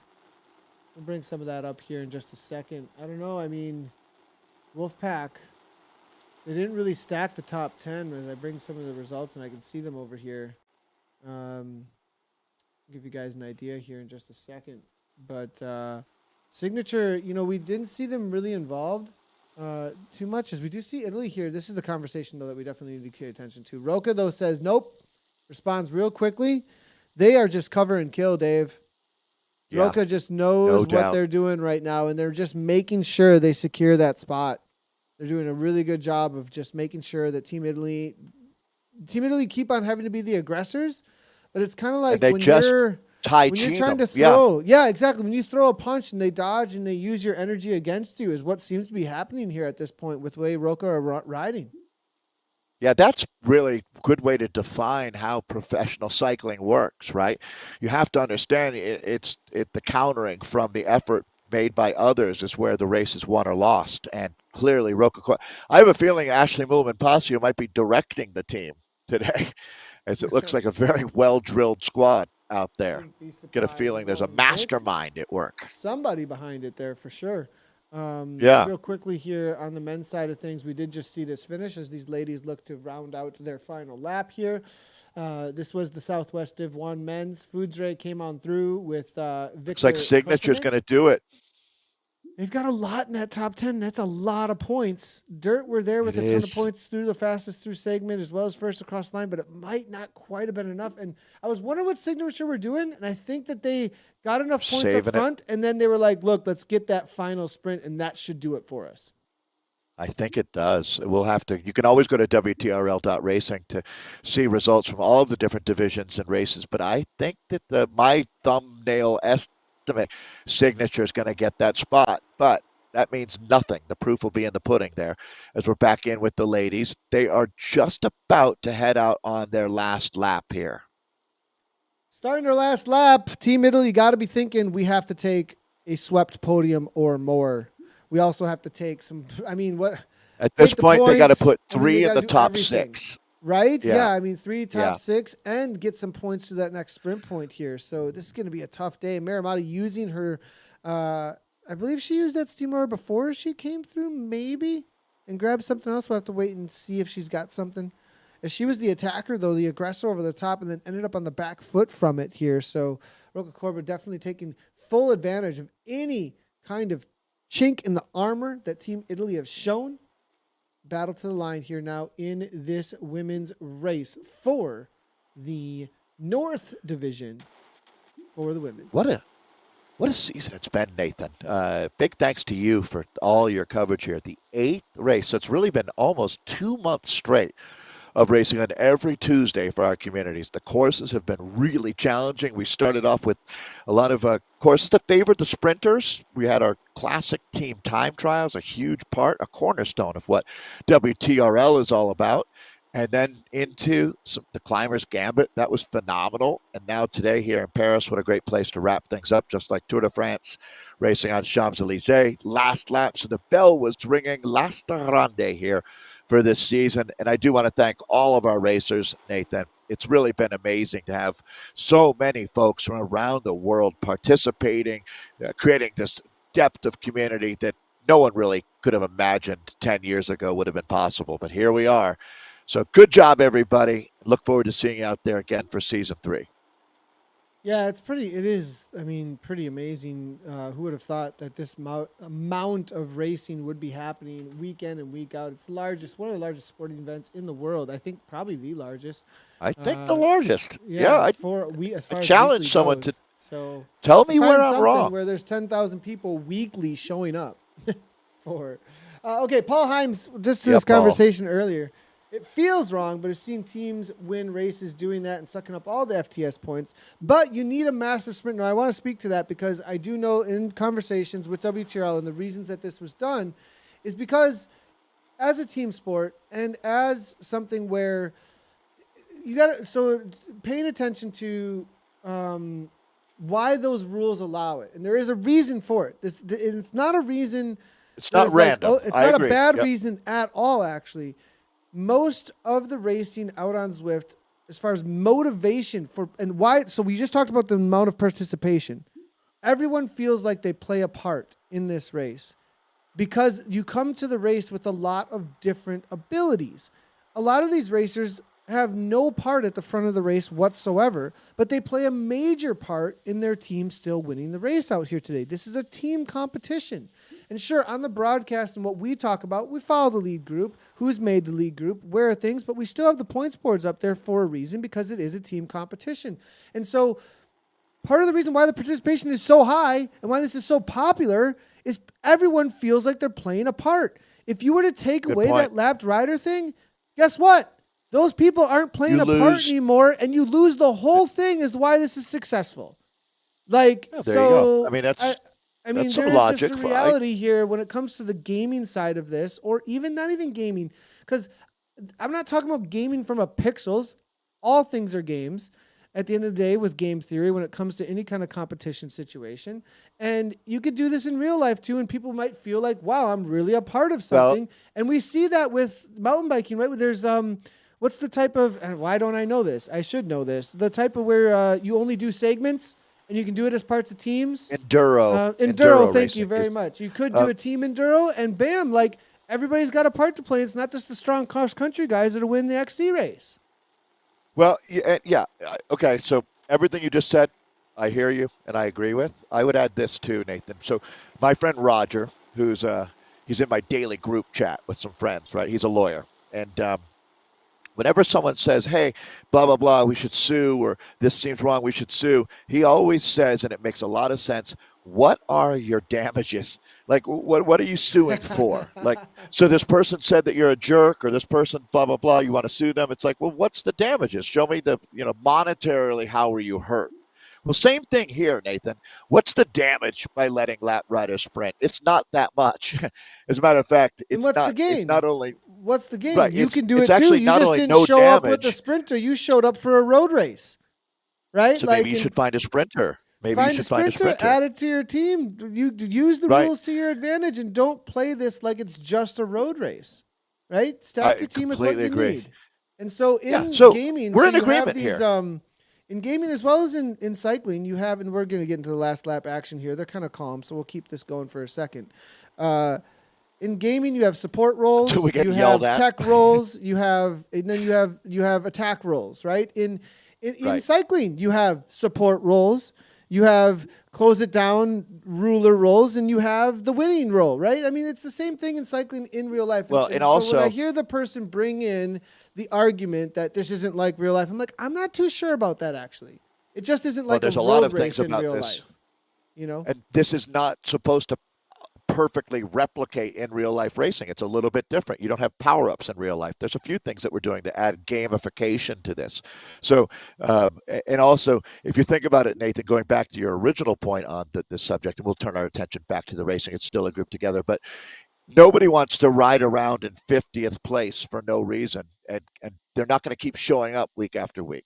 But you incentivize them with these opportunities. So it 100% makes sense. But here we go. It looks like they're going to stretch their legs now. It's Bocciolini, the Italian. They're going to try to do what you're talking about, Nathan. Try to stack the top 10 with Italians. That's really going to be the name of the game here. Putting the pressure on. I'm not sure that they can make it happen here now. Nevin, though, the solo draft rider, still trying to make something happen for a team, may be able to pull off a final race win. It would be awesome for them to at least get that out of the efforts put in here today.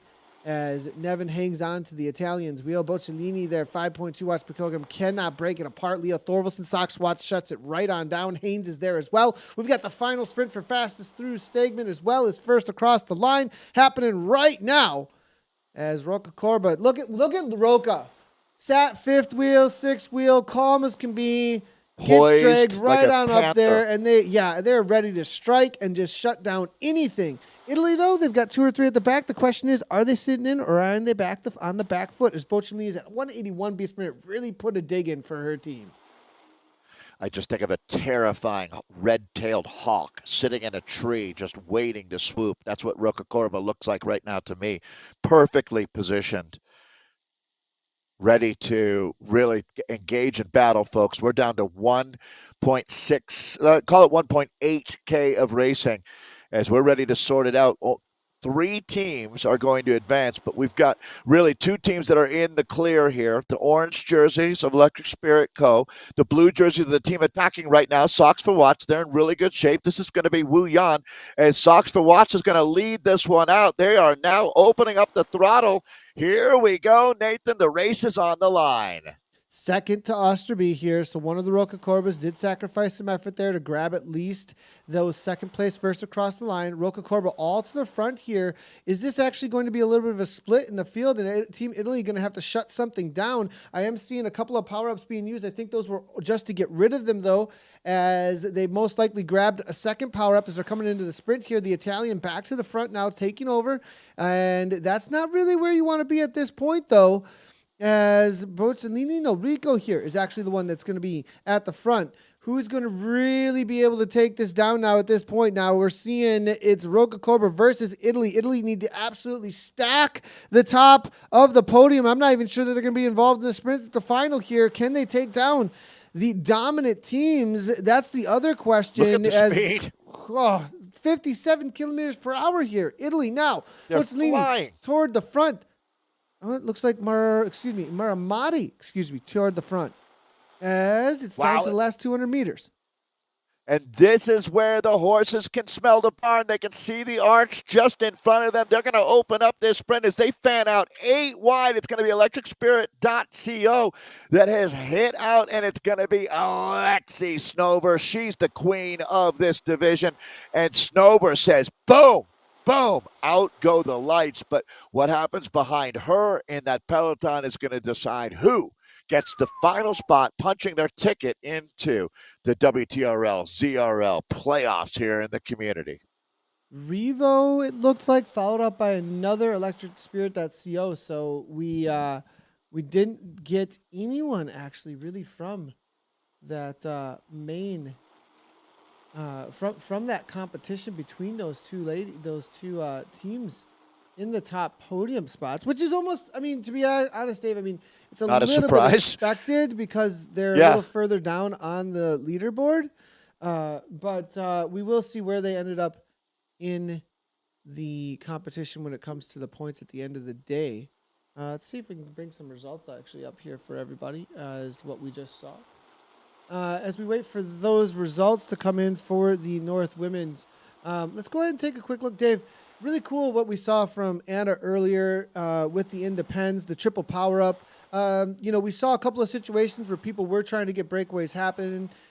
We do have a lot of people who jump into the broadcast here specifically to get tips and tricks when it comes to what's going to happen later in the day. Anna obviously threw down an APAC to let everybody know how to make this happen. The triple cup power up, or what I think you're going to call it, the triple Lindy, perhaps, Dave, similar to Triple dip. Yeah. Triple dip here. Let's go ahead and throw to that, and then we'll get results here in just a second for what we just saw on screen. This is Anna's whiteboard for those that are just tuning in about what to play on this course specifically for your race for that triple power up. Hey everyone, and welcome to Race 8. So exciting, the last race of the season, discounting the playoffs. Hopefully your team is making the playoffs. But last race of the regular season, very exciting on Lutece Express. I hope you're more excited than nervous as you sit here for session 8 of In the Pens, a new kind of thing we're trying out. Last week we talked about bike choice, but it's pretty easy on this one. Just go aero as. So disc wheel, specialized venge, something like that. Tron if you don't have a disc wheel, but yeah, bike choice is easy. This week, we've got a very exciting one because this is probably one of the best times I've seen the use of a power-up on a course. And in my knowledge, it's the only time you can use a triple power-up on this course. What does a triple power-up mean? First off, the power-ups for this one, Steamroller, Feather, and Aero. Now, Feather will probably be useless with this, but let me describe how it works. And I've actually got my whiteboard out.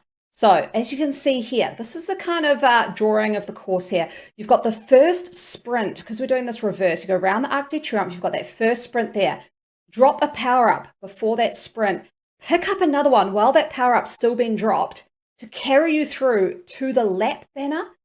Then you'll get a new power-up after that lap banner. Big tick of approval there. That is because you now have run 3 power-ups in a row. I have seen the best tactics here played when someone did this and got away on a solo attack to take it away by the end. They'd already gained about 30 seconds by the time they dropped that third power-up. So fingers crossed you get a steamroller, drop it before that first sprint. You'll pick up another as that power-up is still running its course. Then you'll have that power-up. Then you'll get another at the next banner to run through again. So triple power-up, pray for the steamrollers. Feathers will be useless. Good luck. Have a great race. Anna, absolutely awesome as always. Coming in with the whiteboard, Dave. I mean, she is so great. And triple power up we'll see tonight in America. I have a feeling that Team Riot tonight, if you want to see a cool broadcast, man. I think they're just gonna go all in for fun, right? I mean, they're just gonna boom, totally. boom, boom. You want to see a fun race? I think America's East with the women is gonna be so cool. Anna is such a great example of what this community is about. Now, is she racing or directing? I hope She's she's a racing. mom. She's got the I whiteboard out, think she right? will. I hope she's Right. racing. I would imagine. And she's got to do the triple power up if she's throwing it out there. Like, come on. Absolutely. Absolutely. So that's coming up a little bit later today. It's hard to believe we're into the 8th and final race of the season here for season 2, 21-22. But a lot of great racing to look forward to. As a matter of fact, the America's East and America's West are always tremendous fun. So I hope you can join us. Nathan, obviously, I know a lot of teams are going to be on tenterhooks right now, waiting to see how the points sorted out. And it's not updating just yet. I think there's probably some stuff to go on in the background when it Sure. comes to the series standings. They're not, and I think that's good. Actually, we want to make sure that any announcements right. that are made are absolutely right at this point. I'm just going to take a look at the women's results, and then we're going to be out of here, everybody. Real quickly for what we just watched on screen. I know that a lot of you hanging out in the broadcast right now, especially with Electric Spirit, that's Theo and a few others. I saw some cheering on for them. So quickly here, let's just take a look at those results for the women's race as this was the situation. This was kind of your favorite rider out there today, I feel like. Alexia at the top, Dave. Yeah, she's got quality, no doubt about it, in those legs. So she'll take the win. It was just over an hour of racing out here. Xenia, I'm impressed. Xenia Lutfi there, one of the Canadian riders on the Revo Arrows team, has a great ride to take second. Katie Loker in third for electricspirit.co. Then you've got Fie Osterby in fourth, the Roca Corba rider from Denmark. Kat Haynes out of UK for Socks for Watch. Polka Dot Bombs in fifth. The Italian Chiara Doni in sixth for Team Italy. Wow, we talked about them quite a bit today. Socks for Watts has Ruth Shear and Leah Thorvaldsen in seventh and eighth. Roca Corba, the collective A team. Brittany Imlock, ninth, and then Elena Wuyan. Great job today, Elena. She'll end up in 10th. That's our Women's North Division 1 race that we just enjoyed. Yeah, great job to everybody out there with that. And that was the focus on most of the really close battles. There was a couple others I did want to get to, everybody. Limited on the amount of Zwifts that we were able to bring in. We had 3 of them going today. We were able to get across to most of them. And as you noticed, with 3 Zwifts going, I think we've got to at least 5, maybe 6 different races. So there was a lot of jumping around going on. Making also with the announcement of next season, I do want to shout out to the community. I hear you. I see your comments. This season, we did focus a lot on the Div 1 and the A's. Next season, we want to do as best as we can in a way that makes sense to tell good stories, to cover across the entirety of the community, and maybe bring in more personality of who these people are. So I'm just putting that out there, you guys. We hear you. I want to get into all the categories and really bring those stories forward about who you are, how you're racing, why you're passionate about this. So we'll be putting some feelers out there about that from Zwift Community Live. Watch for some announcements to get that into all of our broadcasts for the next season, because we love you all. We're here to support you and put a service out there for all of you out there. So we appreciate the feedback, and we're making moves, obviously, with the whiteboards coming out each and every week. That's specifically to your feedback as well. We love your feedback, and we want to be an awesome community service to you out there. Right, Dave? Yeah, absolutely. Let me just add, Nathan, that you really, by you guys propping each other up and telling each other's stories, it helps us so much as well. So when you reach out through social media, and it doesn't matter which way, however you do it, we learn more about who you are and where you're from and what you're about and why this means so much to you. And believe me, I've never worked with anyone who has more passion for what they do than Nathan. And we are absolutely stoked to be telling your stories. It's a true joy, to be honest, to get to meet everybody in this community, or virtually meet everybody in this community, and actually in some cases really meet some of the people in this community. So Nathan, I'm 100% with you. We want to tell these stories, so help me help you. 100%. Thank you so much, everybody. We'll see you in just a few hours for America's East, and we're going to see what Riot does with that triple power-up Riot. Thanks, everybody, for tuning in. WTRL.racing for all the results. As always, everybody, ride on.